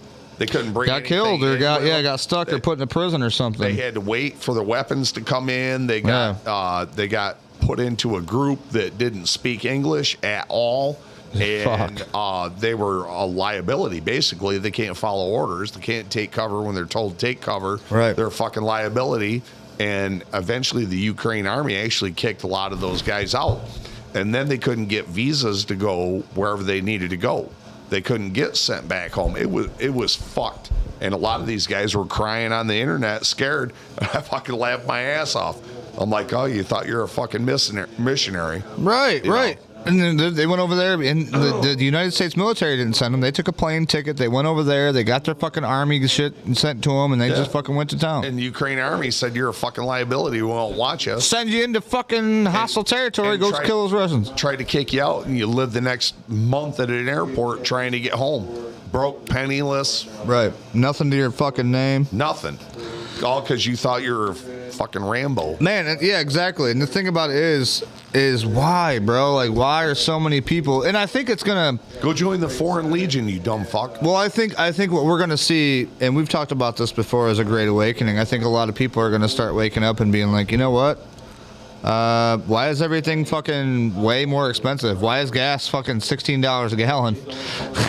It's gonna happen. No, trust me. Right now, it's all low because we drained our fucking oil reserves. Like we're literally fucking almost out. I can tell you why, because we completely fucking devalued the U.S. dollar. Yeah. And even though we're taking all this money from the citizens and sending it to every country on the planet, fucking besides our own fucking people. Besides our own people, it's cool. We got starving people. It's cool. We got low-income people worried about being able to pay their fucking heating bill, but we're going to send fucking trillions of dollars over to fucking Ukraine. Right. Let Europe worry about fucking Ukraine, bro. That's Speaking of heating bills, Mr. Rowdy, we bailed their asses out. How many times now? 2. You're talking about Saudi Arabia? World War I, World War II. Oh, Europe? Even Korea, even Iraq. We bailed that continent out so many fucking times. Fuck them. Well, then again, you got to think about this too. What's involved in war though? It's money. It's money. No, it's property. It's money. It's allies. It used to be. So, remember the old term "spoils of war." Yep. If you went to war with another country, you're not walking back empty-handed. You're taking what they got. You're taking every fucking thing they got. Right. Every castle you invade, every fort. Well, like the Nazis, when they fucking took over Poland and all these other places, they took their fucking artwork. They took France's artwork. They took the fucking Belur or whatever the fuck it was. All the gold, all the silver was plunder. Yep. And we stopped doing that in World War II. There was no plunder. Who, America didn't do it? We didn't. Right. But we will sit here and wait for repayment from all these foreign countries. But that's what I don't understand. Why is our country so fucking far in debt with China? That's the only person that's China. That we call our allies don't pay us for their defense. What happens if we fuck China up? Then we don't owe them shit or something? This was what Trump was he was pissed off about. He's like, if you want our fucking protection, you want to be our allies, you got to fucking pay us. Mm-hmm. You got to pay us back the money you owe us, and you got to pay us. Right.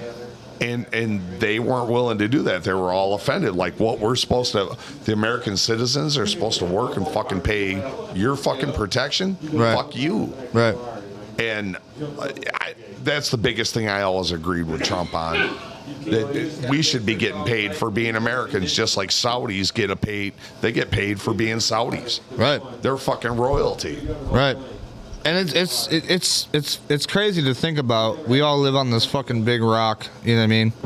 Floating in the sky. And we all have to fucking like deal with shit that we can't handle. We literally the only way we can deal with this shit is if everybody fucking stands up. Because if you stand up, the board flips over and the game's over. You know what I mean? We can deal with it. Well, I think what we're doing right now is helping. Even if it's a little bitty, but how do you say? What do you mean? You and I can deal with this. How? What do you mean? But it's funny how the federal government can't. Right. What do you mean, though? What do you mean by that? They can't do it without fucking us. They've got to pay them. Oh, We're constantly handing out money to every fucking country. How many trillion of dollars did we send over to fucking Saudi underneath Obama? Or Obama, yeah. How many trillions of dollars went missing after 9/11? Bro, I got a question right now. How many trillions of billions of dollars can we... Yeah, but how much can we leave before we don't have any more? No, wait, the Pentagon. Well, we'll print more. Don't worry. Oh, it's always going to be more. Don't worry. We'll print more. We got printers. And when we print more, it devalues the U.S. dollar, which creates inflation. Right. Which is where we're at right fucking now. I remember I used to go to the gas station with $1. I could buy a 25-cent ho-ho cake. I could buy a 25-cent drink. I could buy a 25-cent fucking... You know what I mean? Like, I could have a whole little fucking meal for $1. For $1. I was like, fuck yeah. I could get a comic book, a Mountain Dew, and a fucking hole. Dude, yeah, and you could go home and be happy or go back to work and be happy for lunch or whatever. You know what I mean? Like, but nowadays, $1, what does $1 get you? Shit. You can't buy nothing for $1. You can't go into a store and pay nothing because even if it is $1, it's $1.25 or $1.10 or $1.19. You can't get a fucking cheeseburger. No. A horse patty with... You can't go to McDonald's. You can get no fucking horse patty cheeseburger. Not even a fucking cheeseburger. Just a little teeny ass flap of Dude, that's another thing. How much do you think McDonald's is actually poisoning people? Son of a bitch. We can't get into this. We're going down the rabbit hole. Yeah, we could. That rabbit hole's big, bro. We're gonna do that in 2023, but this is the last stream of 2022 that I'm gonna do. This is sick. Yeah. This is awesome. Yeah. So we've got some focal points. Yep. Go ahead. Number one, we're going to talk more about world affairs. Okay. At the beginning of the year. Yep. We're going to talk more about the sovereign rights of the U.S. citizen. Of what you actually have that was granted to you. That was given to us by our forefathers with as soon as you were born, that's what you got. With a warning. Yes. With a warning. To be weary, yep. To be very protective of these rights and how we've just shit them down the tube. And we've allowed them to be shit down the tube because we didn't want to create a bad atmosphere. Right. But we want to make this fun and exciting for people, which is why we bring you this with alcohol. And informative. And informative. We just want to be slightly informative. We're not presenting all the facts. We're just having a good time, but telling you guys what's going on. You know what I mean? Like talking about what bothers us. It's like you guys are with us in the same room. We're just fucking bullshitting with you, but we're telling you what's going on. You know what I mean? We got a normal, everyday dude in a wheelchair and a normal, everyday dude with a beard. Hey, he got a beard. You know, have you ever seen this guy without a beard? You don't want to. It's scary. It's not what you would think. No, it's fucked up, dude. It's like a fat Forrest Gump. You know, I always thought what I would look like with a beard, but it took my dad until he was 45 years old to grow a full fucking beard. I remember this because I remember the day he did. Yep. And he said, "What do you think?" And he actually had it like, you know, coming through, and I was like, "Son of a bitch." And I looked at him and I was like, "It took you fucking 45 years to grow a full fucking beard?" And he's like, "Hey, man, I got to work with what I got." And it's fucked up because I'm starting to get the stubble in, but I can't get it on the bottom of my jaw and shit. Yeah. What you want to do is let it grow in and shave it. Let it grow in and shave it. Yep. Yeah. So 39. I'm 48. So I've had my beard for literally 9 fucking years. And it went from like patchy, missing shit over here, big bald spot, to all of a sudden, holy fuck, it started coming in. Yeah, you got that beautiful beard fucking and so did the back hair. And see, I don't want to deal with that. Fuck the back hair. Bro, I mean, I never had a chest hair until I was like 35. I was bare chested naturally. And then it was like... You never had nipple hair? Nothing. Dude, my nipple hair fucking overtook everything. Dude, it was like 12 hairs in my whole chest, and they're in the middle. Fuck, just braid them together and call them a fucking unipie, you know what I mean? Now I'm like a woolly mammoth. My beard connects to my head. What does your old lady think about it, though? I know the women have something to say about it. What does your old lady think about the hair? She wants me to grow out on the top. I got a bald spot in the back. And I've always had a flat top since I cut my mullet. Yeah, I had a mullet, dude. Like middle of my back mullet. I still have it. It's in my trophy case. Oh fuck! Nobody wants to see that. Bring it in one day. We'll bring it in one day. We'll have a mullet celebration contest. It's a legitimate mullet. You kept fucking hair from your fucking what? When? What was that? I was 22. I'm 48. Oh my gosh, guys! Do the math. This is gonna be a short. You know that, right? Dude, it's beautiful. You got to bring it in. You got to show me a picture of it or something. You got to send me a picture of it. You got to come out, dude. Or a video. I get that you're not going to drink and drive on New Year's Eve. Right. How about you come out like 5, 6 o'clock? No, listen, here's the thing. On New Year's, I'm about to have people here, but I would like to come out just to hang out with you. Maybe tomorrow. Fuck, why not? Well, they're leaving tomorrow. I think we don't have anybody but Bubba. Well, you got to get drunk. Bring kids. They can hit the video games for a minute. Oh, dude, don't tell him that. Dude, you know, Stan, he was over at Stan's with his fucking slot machine, putting the quarters. Dad, can I have more quarters? I said, Stan, you better give that kid more fucking quarters. I got full-size video games. Oh, dude, he'll never want to leave. He'll never want to fucking leave. Well, I'm just saying, that'll keep them entertained. For sure. If you want to come out for... Well, we do. We have to have some... Well, here's the thing. You know, I'm glad we talked about this because you're bringing me to my next point. So my next point is I have the final video that I'm posting this year on my Rolling with Rick. It's all on Wheelchair Rick, but Wheelchair Rick has playlists. Okay. So playlist you can do like right now. What this is live discussions. Mm-hmm. So you'll see this under our live discussions. But I also have like Rolling with Rick, which is like my shit that I put together. It was just me on the side doing shit. I have a new one I'm putting together that's all a cut of 2022. The I call it the 2022 in review, lost footage or bonus footage. Because none of this shit's been used, you know what I mean? I'm just going to put it all out there. Some of this shit's wild as fuck. It's hilarious. That's going to be coming out here within the next couple days. I can't give you a day because I don't know. but it's gonna be fucking juicy and it's gonna be funny because I spent a lot of time on it so far and it's gonna be fucking hilarious. Good. But that'll give you kind of an idea of like, you know, I mean, like what I can do and what's going on. I just have fun, man. I'm not a professional fucking videographer or whatever. I work with what I got. I'm in a fucking wheelchair. I'm a T3, T4 paraplegic. I can't fucking move or feel shit underneath my titty line. So I'm just having fun. You know what I mean? What's Rowdy? Dude, Rowdy is a fucking G, and I want to say... No. Rowdy's an old, beat-up, disgruntled, grouchy-ass fucking welder. Worked his ass off. I mean, yeah. And been grateful for my fortune. Yep. Small as it is, and wants to see you succeed in your endeavors, and I am willing to do whatever the fuck it takes to help you do that. See, and for that, I have to give you this, because you are the fucking man. Seriously, bro. You are the man, and I do appreciate it, because without this guy, folks, once again, I gotta fucking tell you, we gotta bring it up.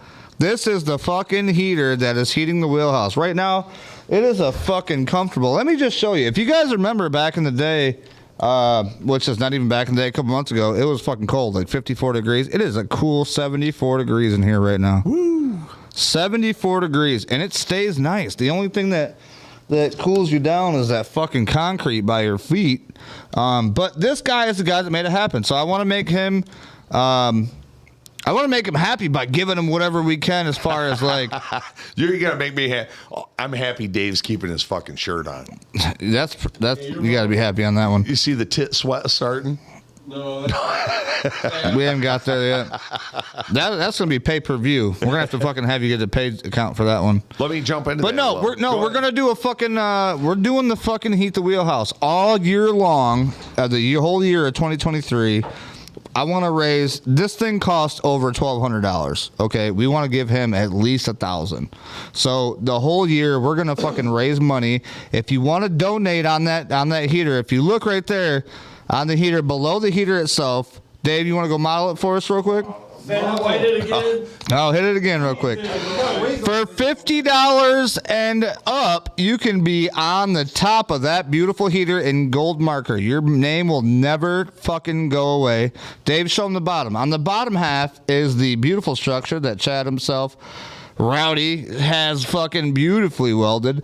That's 50 and below. If you want to type 50 and below, your name will be on there, and we will shout you out every single fucking day we do a podcast. Thank you, Dave. I appreciate it. I'm going to give you another one of these because you deserve it. You deserve it, buddy. I appreciate it. But yeah, folks, that's what we're doing. The whole year of 2023, we're going to try to get to our goal of $1,000. Right now, we're about 45 into it. So we're, you know what I mean? He's not quite as nice as Vanna White, but he's got about the same tits. Damn. I mean, I'd almost like to see those in an evening dress. You know what I mean? Oh, hell no. Oh, dude, we're getting the sparkly sequin dress now.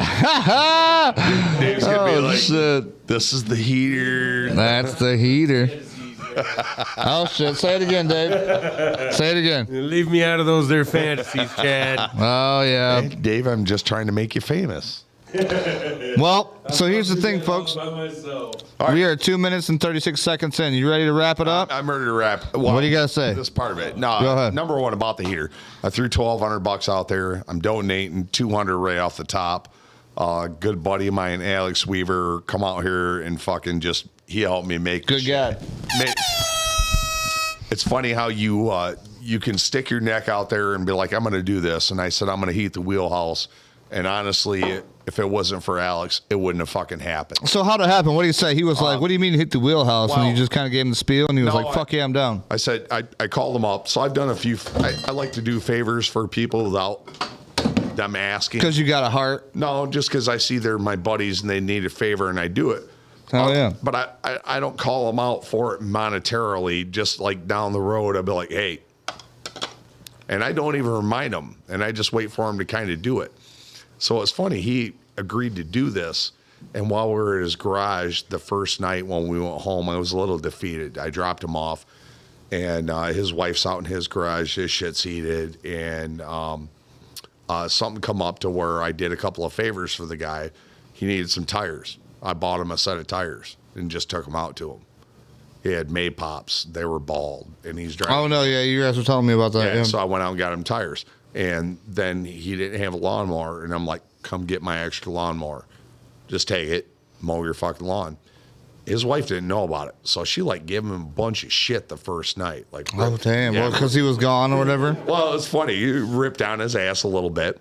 And I didn't ask him this favor to pay back that. His dad was a preacher. And he's the greatest fucking dude. And I kid you not when I say Jesus was a carpenter.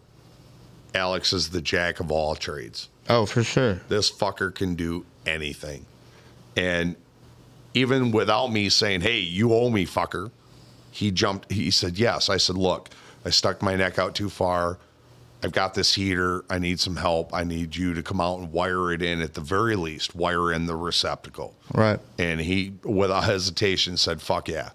That's Dude, awesome. that's amazing. But that's the type of people I like to surround myself with. Dave, Right. Dave. Big Dave, Skeeter Dave. If I call him up and I say, hey, Dave, I always pay people to help me out. Number one. Well, no, you know what, and that's what I think me and you have such in common, because I do the same thing, because I do care about people, and I know that they fucking need not only like the money, but they could use the friendship. I don't want. And I'm not a lonely person, but I'm a fucking dude. I just like to sit out here by myself. You know what I mean? If you want to come hang out, I'll do it. We can hang out together. That too, but I also don't like to ask favors because I don't want to fucking owe you something. I don't want to owe you. I'd rather pay you to come fucking put this wire up or do whatever. You know what I mean? Which I get it. I do it. It's a dude. I favor, spent fucking thousands of dollars since fucking the beginning of this Let year. me tell you right now, if I had to ask and I didn't have the money, these are the type of fuckers that are just going to come out and do it. Oh, absolutely. Dave. No money required. Just do it, and then fucking, you know what? If I need a favor, if maybe he'll hit you up and he's like, hey man, I need something, whatever. You know what I mean? So maybe you got it, or maybe you can help him, whatever. If you do a favor, you don't call out that favor. You just do it. You just do it, whether they remember or not. Anyways, Alex. Well, see, this is the thing from our past. Like our fathers did this, our grandfathers did this. Like all of our people that we was raised with did this. Nowadays, it's starting to dissipate, and that's what I think is fucked up with our fucking shit. The exact one hand washes the other. Exactly. You want to stay even. You don't want to ask too many favors. No, exactly. Because as soon as you say, well, I'm better than this person, I don't owe you nothing or whatever, now you got beef. You know what I mean? Now the walls go up, now the fucking fences go up, now the guns get pulled, whatever. And you don't want that. I mean, we're Americans, we're all Americans. We're going to have to fucking get together one way or another. We're trying to hold our own, but we do have to ask for favors time to time. So I put my neck out too far on this. Yeah. I wasn't confident in my capabilities. I needed my carpenter. Now you're talking about you put your neck too far on this, like manually laborish, because you don't know what to do or how to do it. No, I knew how to do it, but doing it safely, having the proper tools. Not fucking shit up, burning wheelhouse down. He had a 6-inch hole saw. I didn't have a 6-inch hole saw. Right. He's good at electrical. I'm not good at electrical, mechanical, gas lines, all that shit. I got all that down. Changing that over from natural gas to propane. That's a bitch. I seen you did that in your shop, didn't you? We did that at his shop, actually. Oh, okay. So the picture that was his shop. Okay. I took the box there. We pulled it into his shop. We pulled it out. Got it all done. Measured everything we needed to measure. Brought it out here. We checked the flame. I mean, it's shit like that, man. It's fucking networking. Dude, for real. I remember I when this camera right here, this little blink camera, was up on that fucking shelf back there by that red fucking Corvair. I chimed in, and you guys were on that fucking table, and you guys were cutting each other up, talking shit back and forth. And I was cracking up. I'm like, oh my God. I wish there was a way. There was no way to record it. There was nowhere to save the recording, because I was watching you live. Now, if I'd have let it go and put on the motion sensors, then I could have recorded it. That's the thing that people don't realize, man, is camaraderie. Yeah. You guys were cutting it in, man. That was hilarious. If I got to take it, if I've got a chance to take a shot at Dave throughout the day, just like I've taken the shots here. Oh yeah, the Vanna White, the tit joke, and all that. Right. Man, that's buddies. But the thing is, if you don't do it, then you got to worry. Exactly, dude. It keeps us talking all day long. It's always something, ain't it, Dave? Yeah. Because he can cut back at you, and it ain't no thing. It's whatever. You know what I mean? It's funny. Will you laugh or you won't? We're like, that's the best you got, bitch? Come on. No, we'll take a rib at each other. And the same with me and Alex, man. Like, if there's an opportunity to make a fucking shitty joke, we're fucking taking it, man. Right. Like, if you don't, you suck. James, grab that microphone, put it to your face. Wow. Come on, we're all here now. Look Oh, at, he's having fun. Look at. So I got real quick. We only have one viewer. If it makes you feel better. Nah, don't make me feel better. That makes it suck. So Well, that's only live. This is not talking about after live because we're about to have 300, 400, 500 viewers after live. But I mean, that's after the fact. You know what I mean? back to that goddamn furnace. So Go we ahead. got the shit done. Beautiful furnace, by the way. I paid for it. Alex helped me make it happen out of a call, a favor, and long story short, I'm glad this fucking place is heated. You're going to be able to do this podcast all winter with or without me, and anything we can do to support you, we're fucking doing it. Dude, hold on a second right now. Mike Merkel just said, I got 50 on it. He's getting a fucking first gold star. Fuck yeah, bro. Mike Merkel, you're the first motherfucker to get up on that fucking thing. And you know what? I know exactly where I'm going to put you. Do you see, look at that fucking heater right there. Do you see where that label is? I'm thinking very up on top, and the right on top right in the left middle. corner. Yeah, top left, right in the middle. You're going to get a fucking gold Mike Merkel with the fucking gold 50. Does he come out here? He's been out here a couple times. Yeah, he built the ramp for me to get inside my house and shit. He's So cool if he as wants fuck. to do it, give him the gold marker and let him. Oh do no, it. for sure, 100%. Yeah. You can write your own fucking name, And bro. if I you're don't give a not fuck. able to make it out here, we'll put your signature up there. All right, now let me ask you this: do you think we should put their number or that they donated, or do you think we should just put their name? Just put their name. I was gonna say we don't want to make a better than now or something. I don't think Mike's got to be number one. No. Yeah, I mean, he knows he's I number thought one. about that, and I'm just like, if it was me to really do it, I don't think I would put the number. I just put the name. Just You know get what I the mean? name up But then there. again, if you put more than 50, you're on the top. That's all you're gonna need to know. You know what I mean? If you see the Veterans Memorial with the bricks all around the yard, people donated it. Don't go. Like, who donated the most? I want to see the guy John that got the DeVos. $250 Number ships. one. Right. Yeah. Damn, we just turned into fucking 1987, fucking 89.9 broadcasters. Welcome back to the Southern Station. Oh, yeah. We got the great country music going on with you. Slow and low, baby. Slow and low. Go ahead and get that 15 wheel out, get that 18 gears going down, and it keeps bounding down, load it up and truck it. We're going to give you 16 bars of Southern drawl. Oh, yeah. Dude. If chicks were listening, Dude, they just got their panties all fucking there'd wet be and bunch, fucking I'm sure. floods somewhere. Sorry for your fucking floorboard, bitch. That's right. Dude, sorry about your car seat. Sorry about your car seat. That's another thing, too, though, that we never talked about is single fucking mothers in fucking America. But that's another thing for 2023. So listen, We got a lot, bro. as we're 2 hours and 46 minutes into this, I'm going to Shut say up. this. Is Yep. it that long? It's been that long, dude. We got to fucking cut her down. So listen. That's the longest show ever. Mr. fucking Rowdy Freeman, what would you like to leave the American people, or not even American people, but the people that are watching us or listening to us on our People that are podcast? watching us. What would you like to leave them with? Hold tight and hang on. Or something like that. I think Trump said something like that. Yeah, No, kinda. and then end of fucking 22. Thank God. 2023, all we can do is try and make it the slightest bit better. Be more aware. Be more provocative. Don't be afraid to fucking speak out. Quit being a peasant. Quit accepting the bullshit they're forcing upon us. Love thy neighbor. I like that one. That's a good one. It's what we do, man. We're good people. We fucking take care of each other. Forgive somebody for something they done detrimentally long to you. Wrong, not long. Wrong. Schlong. He meant to say schlong. What they did. Detrimentally schlong to you. No, man. Just learn to forgive. Be a better person. And just hope for the fucking best, I guess, man. Tuck your knees between your legs. Kiss your ass goodbye.